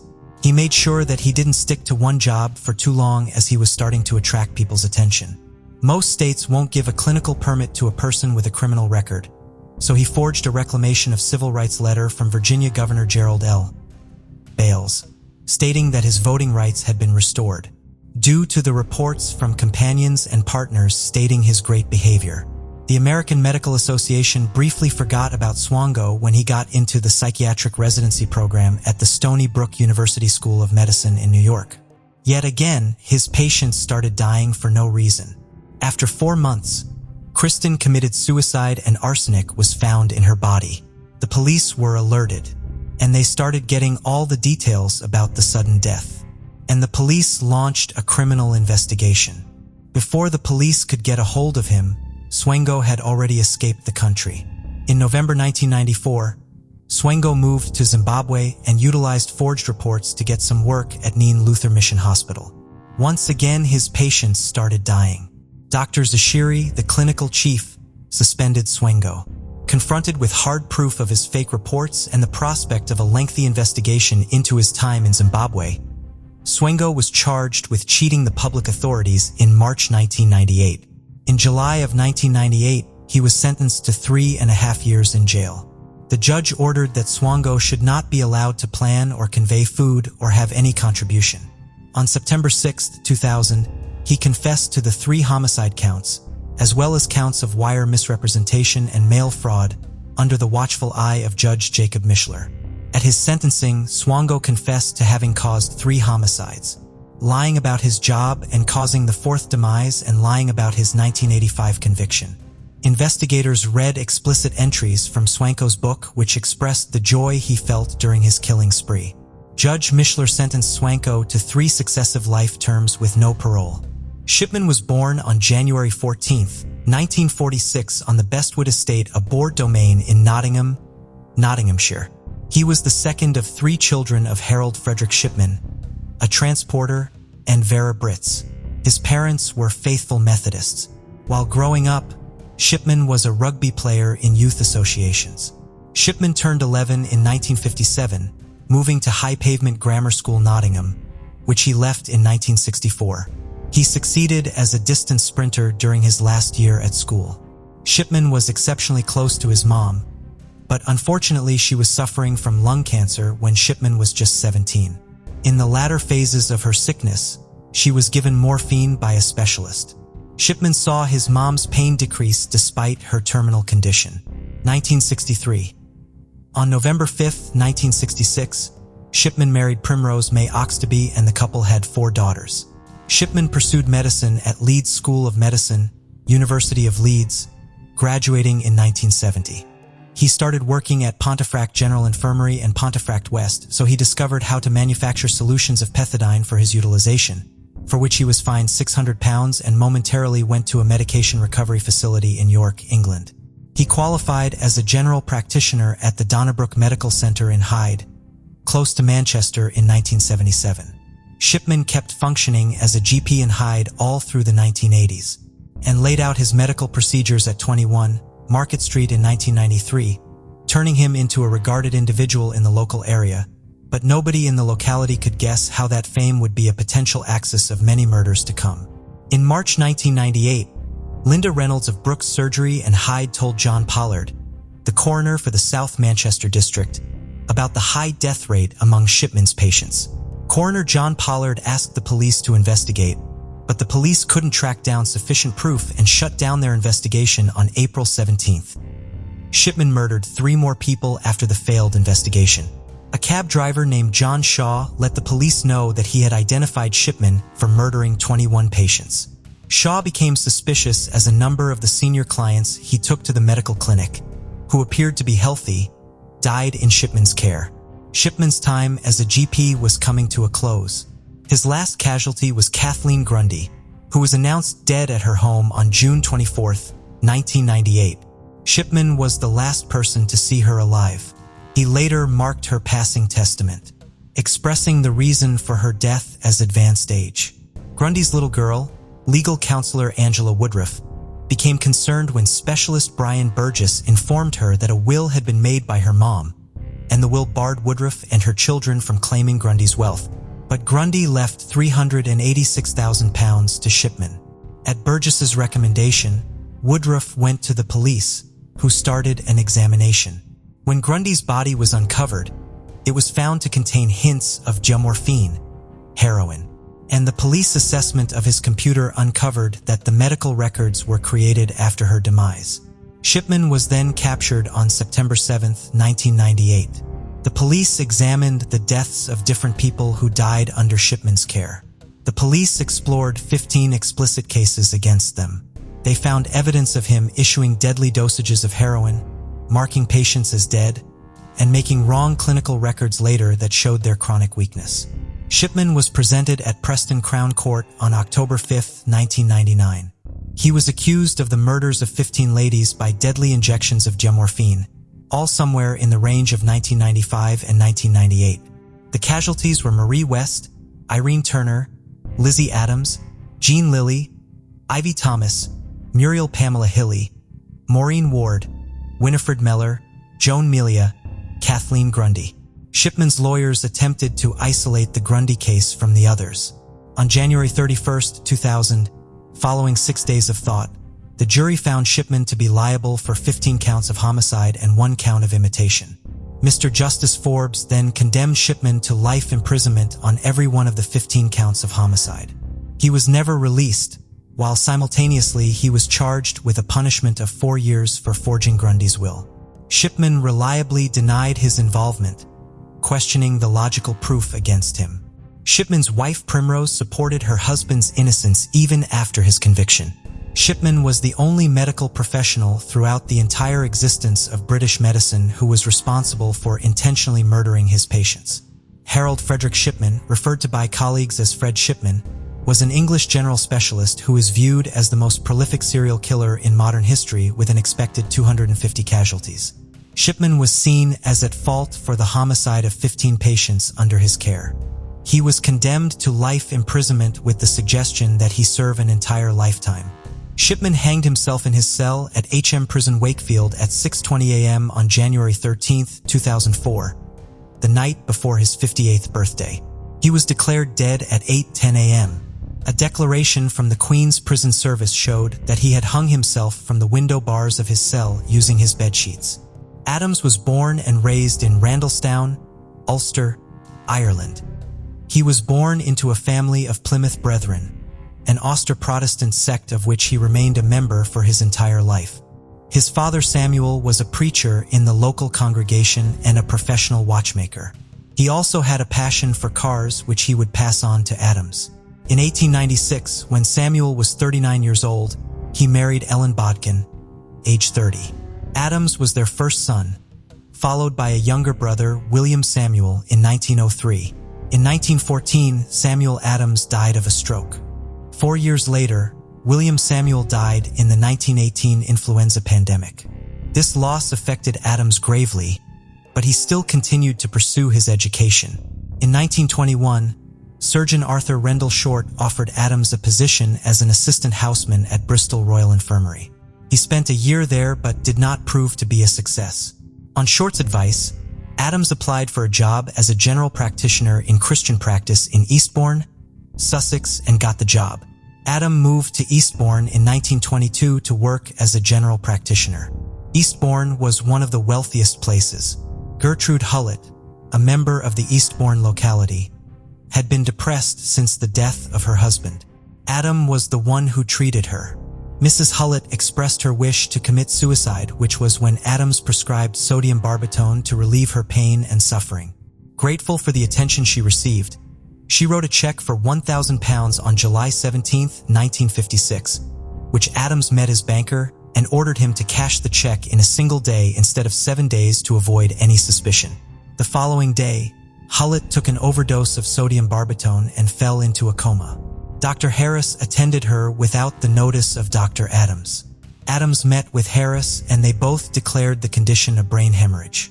A pathologist came to collect the samples from her stomach to rule out the possibility of narcotic poisoning, which both doctors deemed unnecessary. Hullett was alive and Adams contacted a coroner to examine her. He declared that she had bronchopneumonia and had died on July 23, 1956. A post-mortem was done on her and the coroner found large quantities of sodium barbitone in her stomach. Before there could be an investigation, Adams gave suicide as the reason on her death certificate and cremated her, leaving no trace of evidence. Mrs. Hullett had left a Rolls-Royce Silver Dawn in her will for Adams, written just 5 days before she died, and Adams became the wealthiest GP in all of England. The police then received an anonymous call indicating the deaths of many of Adams' patients were foul play. Then the case was passed on to Hannam. Hannam also noticed that the cases Adams dealt with could well point towards foul play due to the number of people who left their wills for Adams. So he decided to check the 132 cases that left Adams with wills. Happened 8 years earlier. Edith's morale left a Rolls-Royce Silver Ghost, chest of silver cutlery, and a large cash bequest for Adams and her will. It was also clear that Adams paid for 1,100 visits, charging her £1,654, almost 3 times a day. It was very hard to convict Adams with that evidence because it had happened 8 years previously, and the technology wasn't good enough to retrace the evidence. So Hannam decided to interrogate the doctors of Eastbound. Surprisingly, the British Medical Association sent a letter to all the doctors in Eastbound to maintain the confidentiality of their practice. Hannam got very frustrated, so he contacted Reginald Manningham Bowler to write a letter to BMA to revoke the confidentiality clause. But no response was heard, so Buller visited the secretary of the BMA. Then Buller passed the investigation report of 187 pages on Adams to the secretary. Hannam was pretty upset about the interference of the BMA, so Hannam visited Adams and interrogated him while he answered all the questions perfectly. He discovered Adams hiding 2 bottles of narcotics in his pockets, which led to Adams' arrest. Adams was presented in court, where the judge Roland Gwynn suggested that Hannam could only convict Adams of a single case. If that wasn't proven, then all the other charges were to be dropped. Hannam couldn't prove it, but Hannam somehow got hold of the check for £1,000 written in the name of Adams as proof, and just before the hearing the check disappeared. Officer Seekings was responsible for the disappearance. Hannam later discovered that Roland Gwynn and Officer Seekings were both lovers of Adams.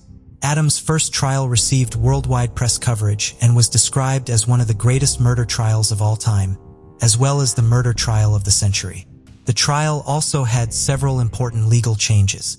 It established a doctrine of double effect, whereby a doctor giving treatment to relieve may lawfully, as an unintentional result, shorten life. Secondly, because of the publicity surrounding Adams, the law was changed to allow defendants to ask for such hearings to be held in private.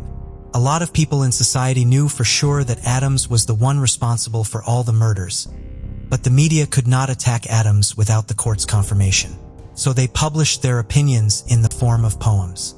Although Adams was charged with 13 convictions, none of them proved to be valid. In 2003, his file was reopened, but they could not convict Adams due to a lack of proof and evidence.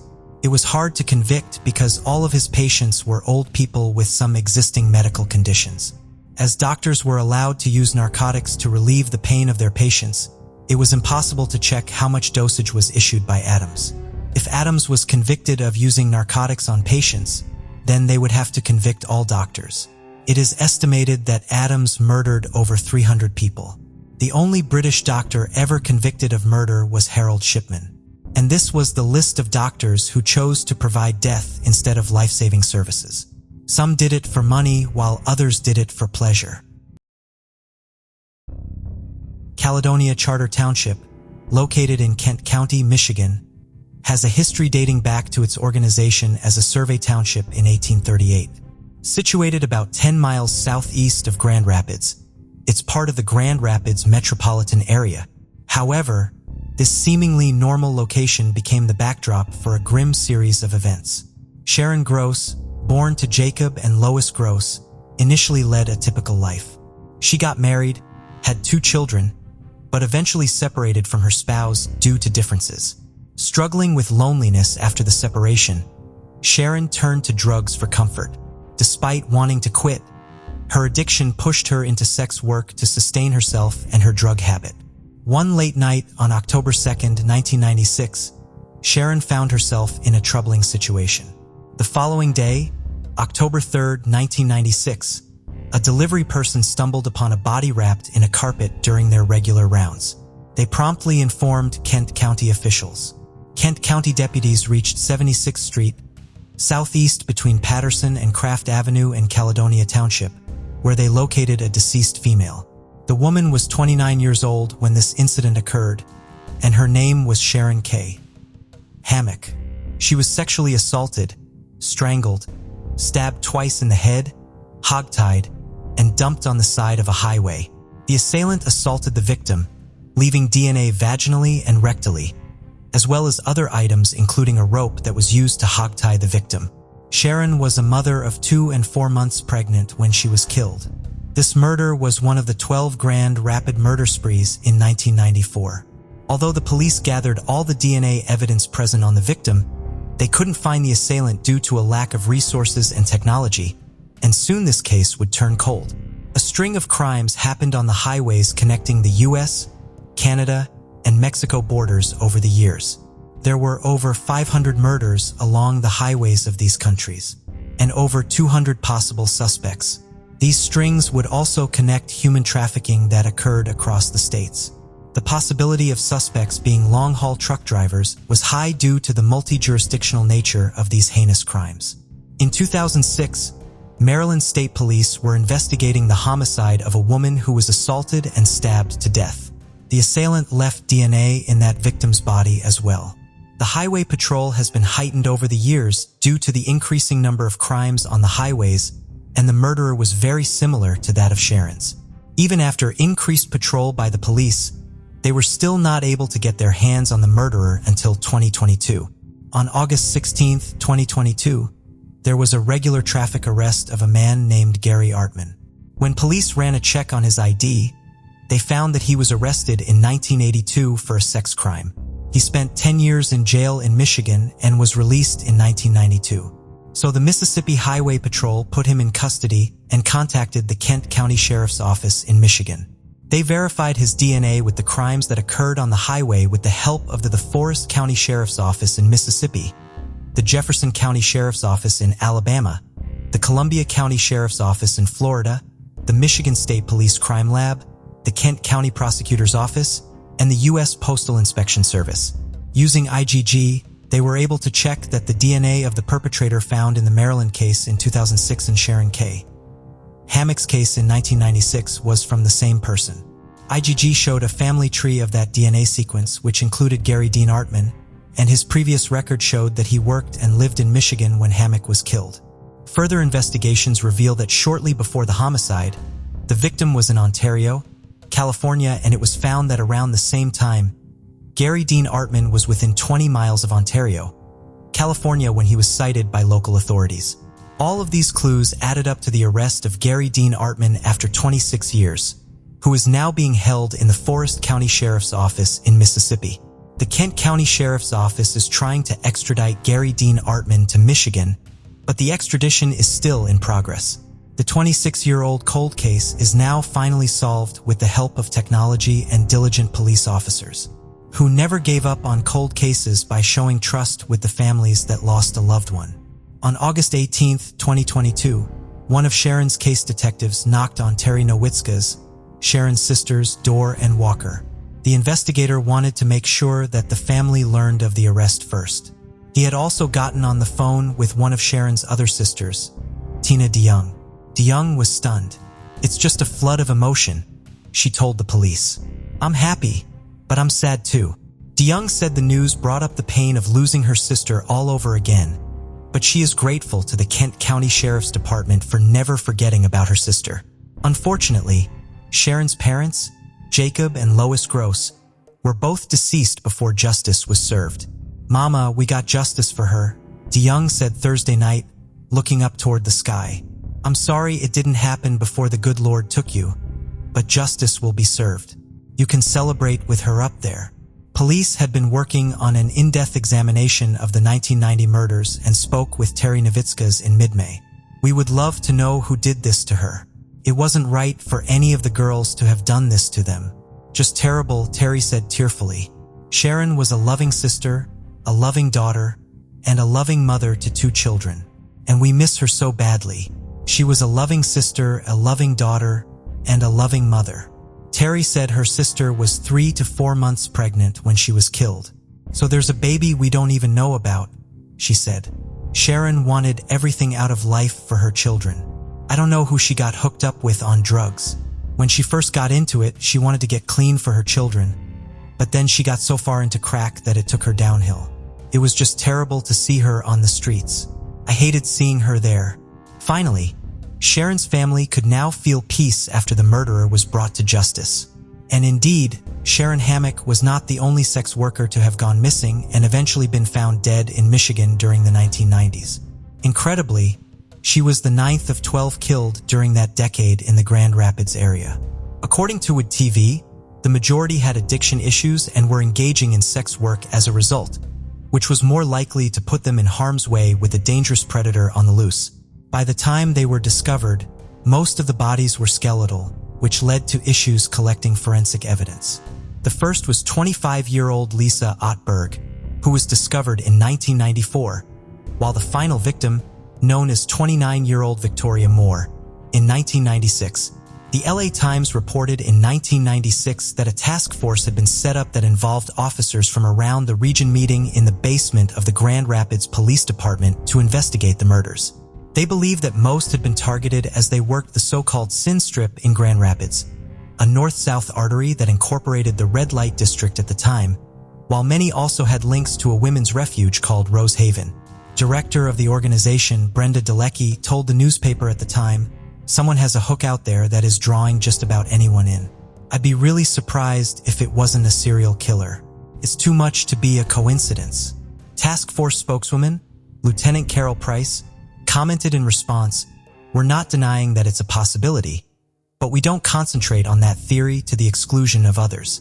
There were never charges in any of the cases, but investigators are now looking into the possibility that Artman might have killed not just Sharon, but also the other sex workers in Grand Rapids, and that he committed similar crimes in other states like Maryland too. If he did use his transient lifestyle as a trucker to abduct and murder vulnerable women, it might be that many more families left wondering what happened to their loved ones are about to get the answers they have been seeking for so long. However, we must not forget to mention the technologies used to capture Gary Dean Artman.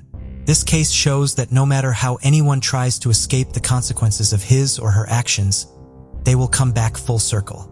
Could this be called karma? Thank you for joining us on this journey into the depths of unsolved mysteries. Cold cases not only challenge our understanding of the past, but also ignite our curiosity and determination for answers. Remember to subscribe to stay updated on our latest investigations. And if you have any information regarding the cases we've covered, don't hesitate to reach out. Together, we can shed light on the shadows of the past and bring closure to those who seek it. Until next time, stay vigilant, stay curious, and never stop seeking the truth.